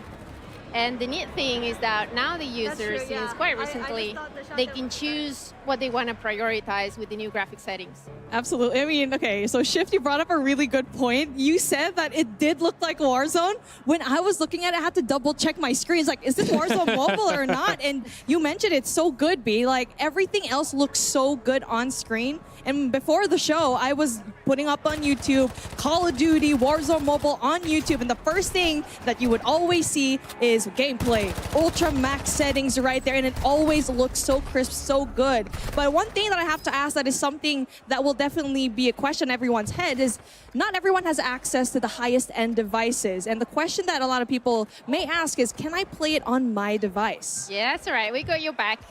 So in our limited release countries, we're already running over 6 generations of devices, and we've been increasing the device support. So if you have something like an iPhone 8 Plus, or you have like a Samsung A71, come join us. Come join the game. We got you. And you know, regardless of what device you're bringing, we are working continuously on performance. So we even managed in some devices to double it from 30 FPS to 60. So, you know, and we are keeping always working on performance. So we're trying to get as many people as possible to enjoy a very nice and smooth ride when they play the game. And all players must probably like hearing that statement. And you mentioned that there are settings to optimize a player's device. So to ensure the best possible experience, can you go into more detail on those? Yeah, absolutely. So right now, with the introduction of the graphics settings, we put the power in the hands of the user to choose what they want to prioritize for their device, right? So they have like a custom experience. Right now, they can choose between battery or graphics quality or performance, and in the upcoming versions, they're going to have more options to choose from, so we offer better granularity. And, you know, regardless of what you try to choose to prioritize, we have put systems in place, a new optimization, so you are getting like a much better session, much finer graphics, much better performance throughout more of your session.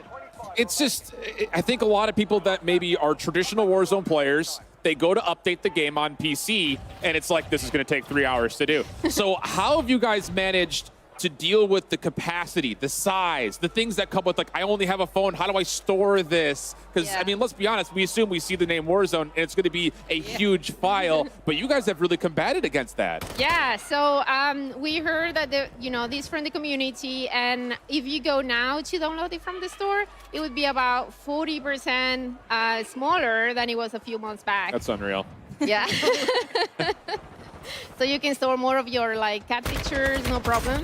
I have a ton of cat pictures. Yeah, tell me about it. I feel like whatever you guys said today is just so valuable for everyone in the community to actually hear. So B and Tom, thank you so much for joining us. But right now, I feel like when it comes to everything together, polishing everything up, what are your final emotions leading up to it? I want to start with you, Tom. Yeah, I mean, it's just been a lot of work from the team and what we've put into this game, and watching players today play it, watching other people be able to tune in and see it. It's really exciting for us. We're so excited of what we've built and what is yet to come. So. Yeah, likewise. I mean, to me, hearing the excitement in the atmosphere here is super revitalizing, and it sort of reminds you what we're doing, what we do, right? And we do it for the players. And so we are very excited for this. I think the craziest thing, again, for me, I kind of keep going back to the fact that this is just, it's so much more than just Warzone with the Battle Royale. I mean, if you could take a time to sell this product in your own words to those people that maybe have never touched COD Mobile before, how would you best frame it to somebody who has not gotten their fingers on a phone playing this game yet? Yeah, I mean, it offers a lot. It offers, like I said, the Battle Royale, the Mobile Royale for the shorter sessions, the multiplayer, and we're just going to keep growing it over time. Yeah. So, it's a great, I think, addition to the franchise. And it's just the beginning. It's just the beginning. Oh yeah, you already know that on my way home, I'm gonna be playing some Warzone Mobile on my phone for sure, since we are on a very tight schedule. There is times that I really want to play at home. I really want to grind Call of Duty on my PC, but I just don't have the time. So it's the perfect opportunity to actually bridge players who otherwise have never heard of mobile, doesn't even know that a tech like this actually is on screen. So yeah, it looks super cool right now. I mean, B, you already said it, it's optimized for people who have lower end devices. You could actually play this. It's actually amazing. Yeah, absolutely. And what you said there about the space, I mean, we've done a lot of work on that area. We put like a cache system. We put, a high-res asset streamer. It's a whole, like a lot of work and a lot of care is being put into this game. So as many people as possible can enjoy it.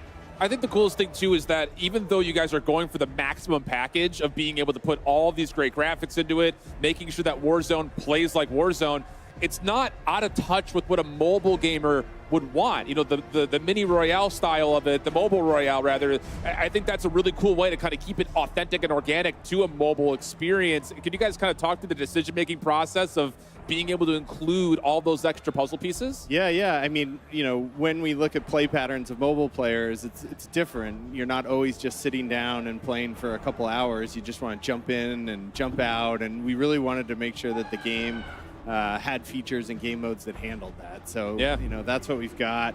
But it's not just for, I think, mobile players. Even if you are a console or PC player, and you're on the go and you're not at home on your computer and you want to grind camos, jump on in. It's the same game, right? So I would beg to disagree. I spend hours on my mobile device. I feel like everyone else in the mobile community could actually kind of say the same, but you brought up a really good point. The question is, this is a really good bridge to have. The fact that you could play Warzone Mobile right in your hand, grind those camos at the same time. You could go at home, you keep reiterating it just because of how big of a deal it is. And it is just so unique to both of the games. But again, a question to both of you. Just feel free to answer here because at this point, I have so many questions in my head. So what makes it so unique? What does Warzone Mobile actually have compared to Warzone in general in PC or console?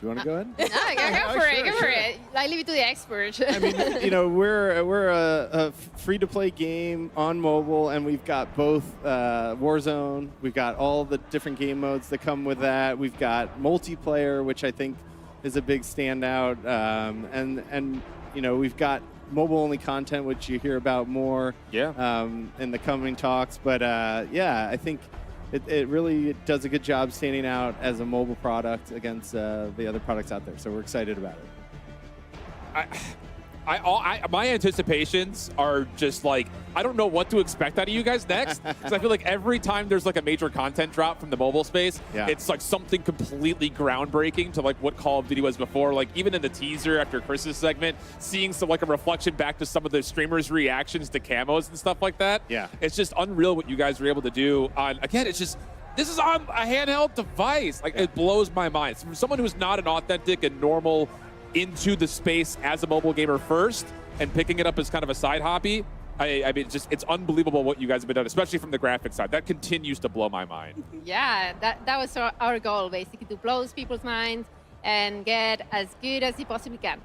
I mean, we're already talking about all of these graphic things, and we're asking a lot of questions to our devs, but Shift, I have a question for you, buddy. Tell me. I mean, because you've been playing this game. You've been playing COD in general for the longest time. And now you're seeing games like Call of Duty Mobile. You're seeing games like Warzone Mobile. How does it feel like? The nostalgia factor bringing back into this mobile games must be insane. Yeah, it absolutely is. And I think the biggest thing in kind of seeing the reaction from especially our normal Warzone creators is that they were watching over the shoulder of some of the mobile players that are here. And they're like, we've been asking for Verdansk-style gameplay for so long, and I think you're going to get a lot of people like scratching an itch saying, wait a second, the game looks this good, it's going to feel that good, and they're watching players move around like they used to. It's really awesome to see that bridge kind of surface and kind of get in between what was and what is now there. And that's always been kind of a staple for COD Mobile, and I think that's super exciting, especially from like the design element of where your guys' focus has been from the get-go. Okay.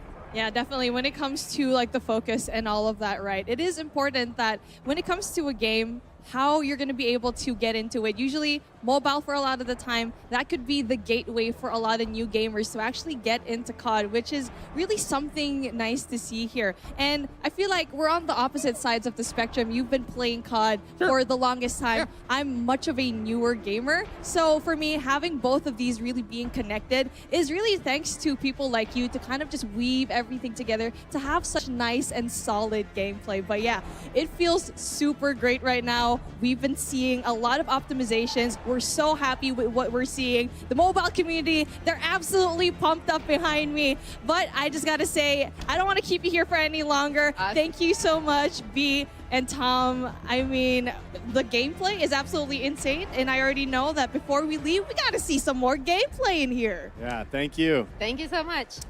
The other thing that's interesting about all of what we're going to be seeing through the Warzone side of it, you know, do you have any nuggets or tidbits of other things you guys are pulling inspiration from? Because I think the coolest thing for COD Mobile is like all the COD Reddit community always goes crazy when they see the BO2 maps coming back into play, but it's more than just that. So could we possibly expect to see Warzone Mobile ride the same kind of parallel lines as the normal Warzone client? Is that kind of where your guys' headspace is directionally? Yeah, I mean, we wanted to introduce players to like iconic maps of Verdansk and Rebirth that haven't had the opportunity to play that. And so that's just the beginning. You know, now we have the whole franchise and everything that the franchise is doing to grow into and to add to the game. So it's going to get really, really fun. So I know. We already are seeing a lot of the streamers having so many fun gameplay already. I actually made my rounds a while ago while everyone was doing their bit. I was checking in on every single one of the mobile creators,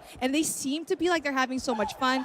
The gameplay, like what you both already mentioned, is just super smooth, and we're just waiting for it in the spring of 2024. But one thing that Shift and I was always saying is that a lot of the creators that have never played Warzone Mobile or any mobile game want to transition just because they want to play the maps that they haven't before. Right, right. Yeah, I mean, this is an opportunity for, you know, people that haven't been in those maps, that haven't had the opportunity to play Call of Duty before, to get into the franchise. And, you know, not everyone's got a console or PC that can play games, but everyone's got a phone. That's huge. So That is huge, yeah.